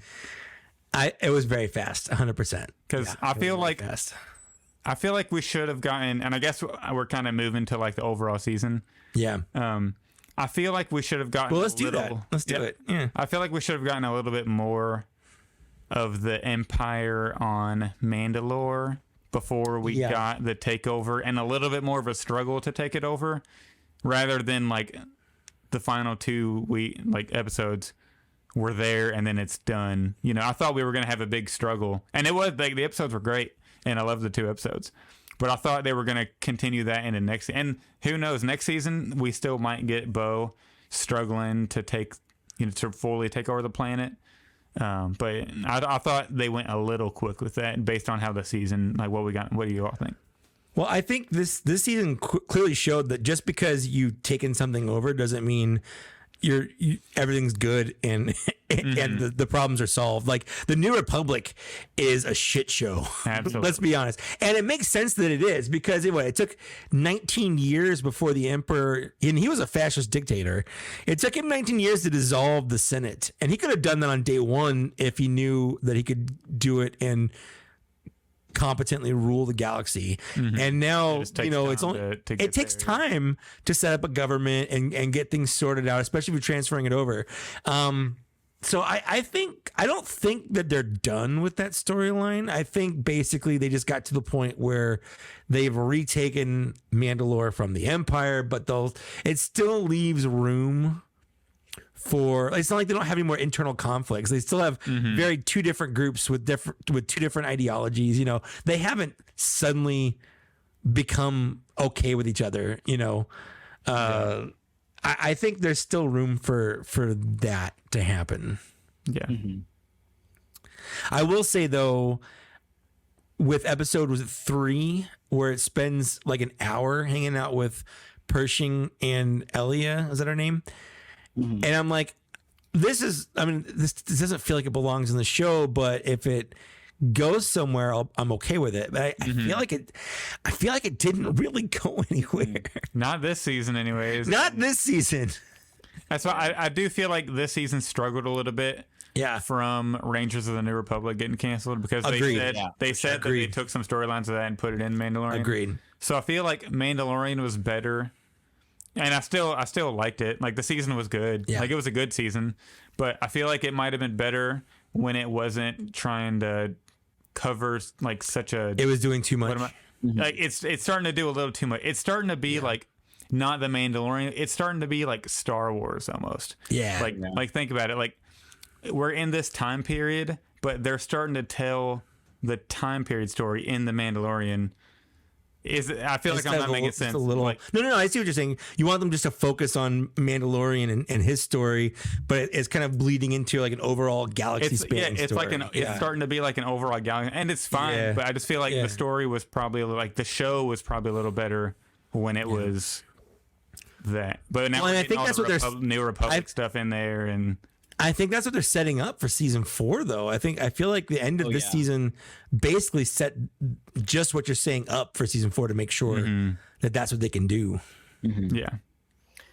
I think overall I have a lot of like mixed emotions. Like I really liked this season, but I kind of left a bitter taste in my mouth almost. I just feel like with waiting over 2 years for only 8 episodes, there was 3 pretty much, I don't want to say filler episodes, but pretty much 3 filler episodes. Like the pilot was a weak pilot for season 3. I think that was a table setter pilot. It was my least favorite episode of the season, just because like the entire thing is him pretty much going to try to fix IG-11, and then that storyline really doesn't go anywhere. It just kind of goes not till the very end. Yeah. Like the last 2 minutes of the last episode. and yeah, so that's not true, because that's how they decided to make Grogu's little mech thing. Yeah, so it kind of fits there. If they kept the mech, I would have been fine with it, but then they killed off the mech suit and just brought back normal IG-11, so it just felt pointless to me. Yeah, he got a demotion back to IG-11. Yeah. I would have liked it if they would have kept the mech suit as like not Grogu's not in it all the time, but when they go on these missions and they got to sneak around, you want that instead of the pram. Him in there. You want him in the little mech instead of his pram. Yeah, like know he can store the IG thing in the bottom of the N1, and then whenever they're in a mission where they need to kill some people, Grogu hops in that thing and they go do their thing. They just need to add a yes/no button to his pram. Yeah, yeah. I also like there was the Dr. Pershing episode, which was I really loved that episode. I like the episode by itself. Yeah, absolutely. But as an episode of The Mandalorian, it's just not there. I 100% agree. Yeah. And then I think another one is like the Jack Black episode. One of my favorites of the whole all 3 seasons, because it's one of those, it's like a Mandalorian almost like detective cop. It's a CSI episode. Yeah. And I absolutely loved it. But for that point in the season, with so much tension over about to take Mandalore and the whole storylines, all these like these points that they've made just to kind of make this random side quest, it was just not placed at the right point in the season to me. Well, the whole point was to reclaim the Mandalorians that were on that planet. They couldn't have just gone to where they are on the. No, because they said they couldn't. That was the whole conversation they had at the beginning of the episode. I know, but that's just plot convenience to me. Yeah, of course it was. No, they had to stretch it out a little bit. No, you're not wrong. Yeah, I just feel like it struggled. But we got to see Din Djarin kicking super battle droids. Okay, that made it worth it. Oh yeah! If that's what we had to do to get a super battle droid in the Black Series, it's all worth it. If we got to have a Lizzo episode to get a super battle droid, I'll have a whole season of the Lizzo. And I don't have anything against Lizzo. I just have an issue with like the stunt casting thing. No, the real crime is having two musicians, 2 fantastic artists, and have neither of them sing a song. I feel like the crime is like I'm all for Lizzo in Star Wars. Like give her a cameo, but. She was like carrying in a club scenes. Or something. Yeah, she should be singing scenes. Yeah, like why is she like have like one of them like a lot of dialogue? It's just too stale They should have just had her like in the background, like say a couple lines. Hey, yeah, you love Star Wars. Hey, I'm Dad loves Star Lizzo. Wars. That's Lizzo. She loves Star Wars. She's here. Hey, I'm Jack Black. This is Lizzo. We're on Mandalorian. Stay tuned. She's the Yeah, new, and then do the Disney thing, and then Yeah, they do the little ears. Hi, I'm Jack Black, and you're watching The Mandalorian, and then just do the little ears. It's the Grogu ears though instead of the. Yeah, you're right, 100%. Yeah, there you go. They have to grow. They have to Grogu ears. Yeah. That's oh my god. yeah, singing at a bar would have been sick. Yeah, if they'd gone to like a cantina and they were singing in a bar, like I would 100% buy that. Like, you know what? Now that I thought about it, I want a Lizzo Jack Black song. Have him sing Peaches. I don't know. Like, Yes. If you were directing a Star Wars movie and you could pick one celebrity in the world to make a cameo, who would you pick? Jeff Goldblum. Interesting. That was just the first thing that popped in my head. Lead actor or cameo? What would you do there? Oh man, I don't know. If we're doing lead actor, I don't think I'd choose Jeff Goldblum. He'd be more of a cameo, kind of like yeah. I don't know. You're springing this on me. I'm sorry. You're springing this on me, and I can't make a decision like that. That's too big. Lucas, who would you contact to make a cameo in your Star Wars movie? I don't know. I think the actor that plays Doc Ock. Oh, Alfred Molina. Yeah, I think he would make a great like Imperial officer. I almost. agree with that. Yeah. Or so like as more of like a main character villain, but On the other side of that, William Luke Dafoe wouldn't make a Skywalker, sick brilliant but Imperial lazy. officer. Tell me William Dafoe wouldn't make a sick villain. Oh, William Dafoe would be. He should be a dark Jedi. Like whoever Good this call, guy is in Ahsoka with the orange lightsaber or whatever. No, that's William Can I talk about the Ahsoka trailer a little bit? yeah. We should. My celebrity camo. I'd have Mick Jagger like singing a Mick Cantina or Jagger. something. So actually, Wilbon brought up a thing. He said, "Heir to the Empire adaptation when Disney." Do you We're getting think? closer? Do you think? Here's my theory. Obviously, they can't just do a straight Heir to the Empire adaptation into Star Wars now. Like Carrie Fisher's dead. All the characters are too old. So my thought is they could adapt it using like Rey and people, just like push it even forward into the future, but have a lot of the same kind of story bits and plot points be there. Maybe. I Just think change who's in the story. I don't think it would go over very well with fans, but I think fans would probably be so mad. Fans can go F I themselves. think we're getting closer and closer to. That's how we lost all of our viewers right there. I think one day we're gonna get a series or a movie, hopefully a movie, with the full CGI Luke, Han, and Leia. Like, You think we're so? already- You think that's how they do it? We've already got Luke. He looked fantastic in Book of Boba Fett. Did he look fantastic? I thought, I we thought were he looked great. Yeah, in Did he Mandalorian sound? He season- didn't sound fantastic. He didn't. The sound was too. He didn't have Robotic. that Luke like. Have you guys Character, seen like- the AI voices, like TikTok videos where they'll do like the presidents playing video games? So the Yes, voices I are have getting seen better that. The now. voice, they're getting better. The technology is getting there. Yeah. Yeah, like Somebody because who made that in their mom's basement for a TikTok video, like Yeah. the voices are incredible. yeah, and so Luke's visually, Luke in Mandalorian season 2 didn't look great. In Book of Boba Fett, he looked great, but he didn't have a personality. If they can just bring his personality with him, and the looks, I think they can feel do like- it with. I mean, they did a good job with Darth Vader, and he was all pretty much AI voiced. Yeah, but you can throw in some like robotics with him to cover it up. But see, they're getting better because Kenobi came after Yeah. that. So, and I think No, with the I think human you're- voice, you're that's probably not pushed right. through. You're probably right. They probably can do that. Would you rather them do that, or would you rather them like just do a different casting like they did with Han Solo in No, if the Solo movie? sorry, I don't care if we can do. I need a drink, preferably tequila. If this Indiana Jones thing goes great with young Harrison Ford, if we can get accurate Luke Skywalker, Han Solo, and Leia, I'd rather have that over recasting any day. I would have Personally, to agree. Yeah. Is it not weird though that like Harrison Ford and Mark Hamill are alive and they can consent and help and stuff, but Carrie Fisher's dead. Like they already brought her back for Rogue One. As long as she was alive when they did Rogue One. As long as her daughter and her family approves, that's probably true. They're gonna get a shit ton of money for it. They could probably have her daughter do the stand-in. Yeah, and then they could CGI it over, and then Carrie, I'm sure, up above would be all for it. I think the only one I would be fine with them recasting is if they did like a Sebastian Stan as Luke Skywalker. I think that's the only one I would accept. I feel like now with the CG though, there's no point in recasting. Yeah. You know, the one I want to recast is Sebastian Shaw in the 60th anniversary with Hayden. Oh my god! All right. So, final thoughts on the Mandalorian season 3. Rank it 1, 2, or 3. I'm gonna go. The best season of the Mandalorian so far has been season 2. Agreed. I agree. The second best season of Mandalorian was the premiere season 1. Okay. And then this, I think it was a good season.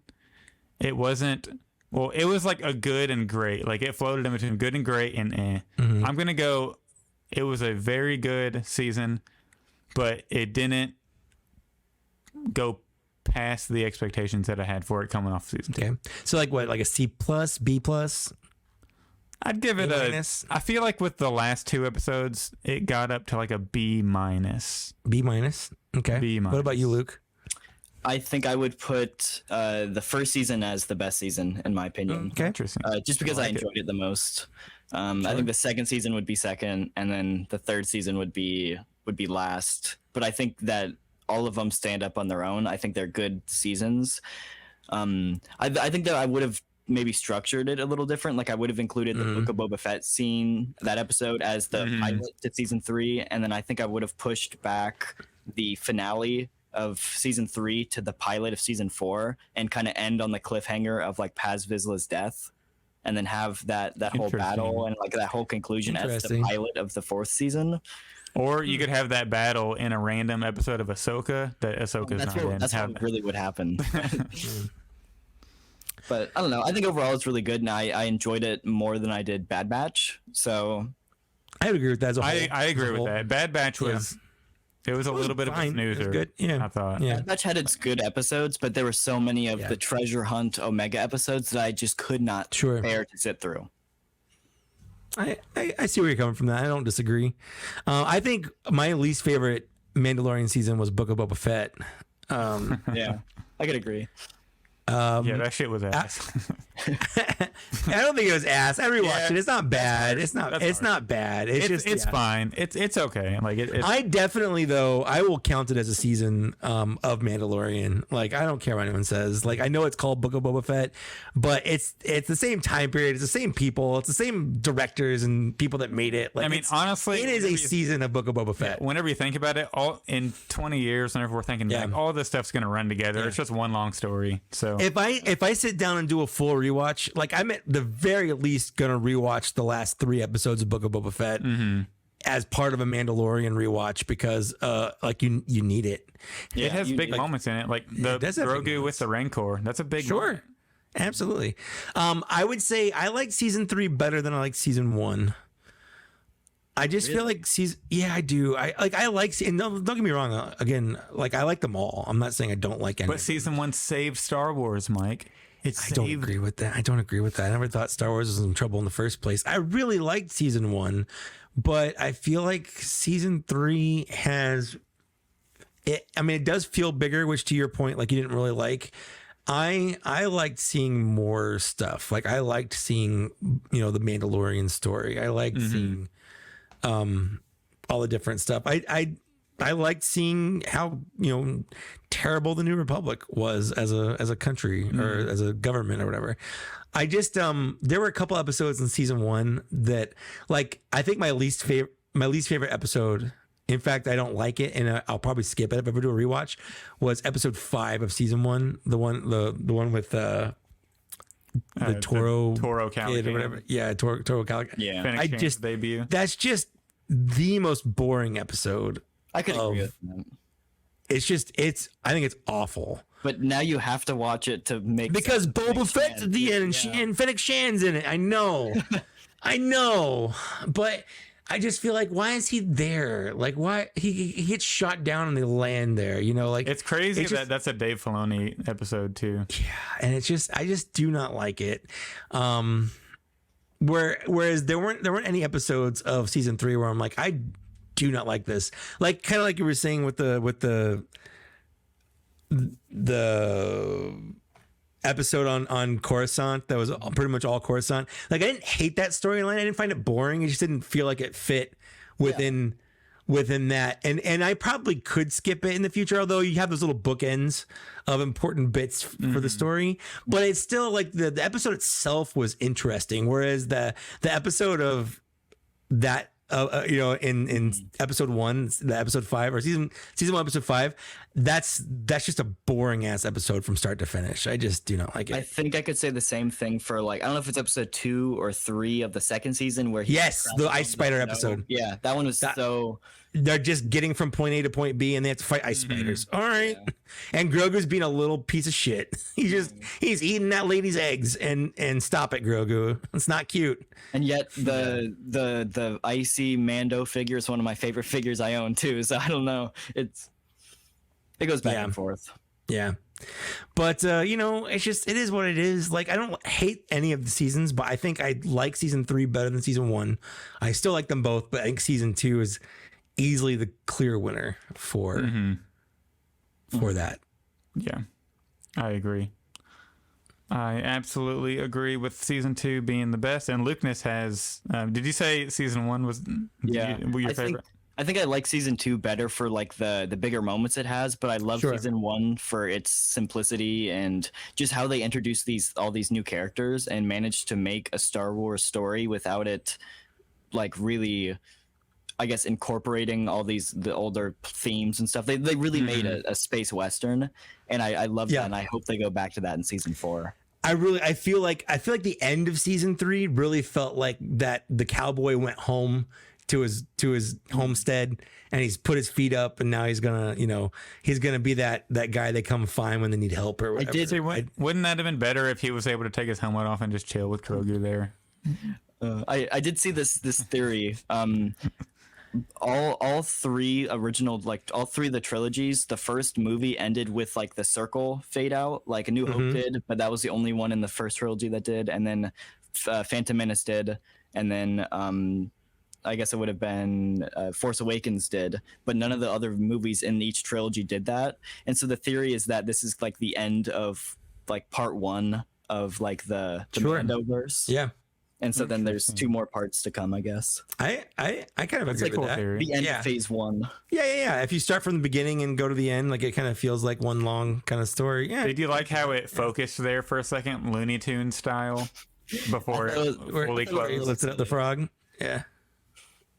It was funny. I liked it. I mean, it's a neat little thing. But well, one thing I wanted to bring up to see what your guys' thoughts are before we kind of go is the inconsistency of jetpacks and how far they can fly.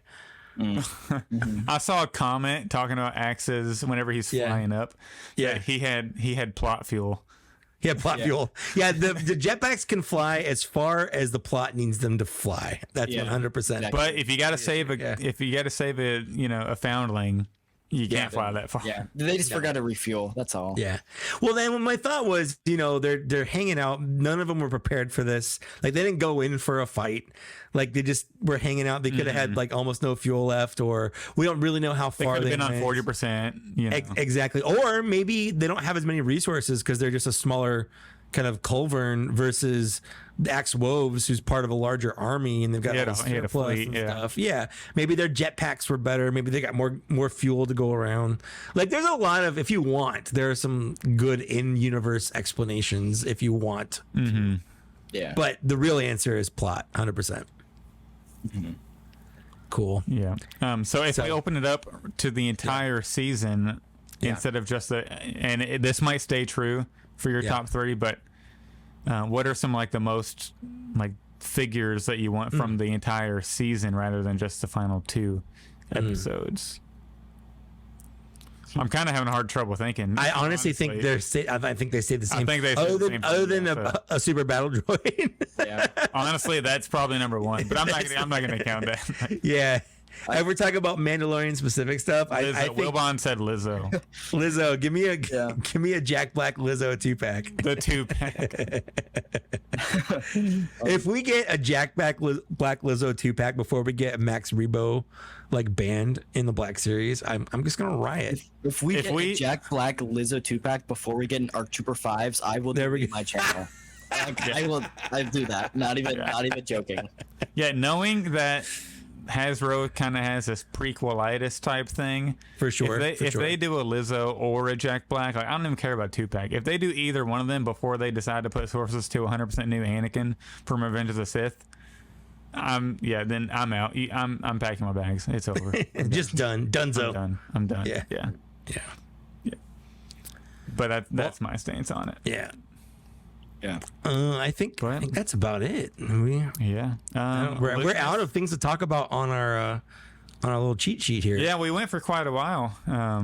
Lukeness, we really appreciate you joining us to chat about some recent Black Series and Mandalorian chat. Yeah. Do you have any upcoming videos that you want to plug or anything? Where can the listeners follow you? You can follow me on YouTube, just Lukenessmonster, and Instagram is Lukenessmonster34, I believe.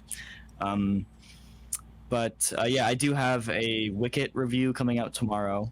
Nice. And then I will have, so I'm almost to 10K, and I have like a 10K special like face reveal filmed.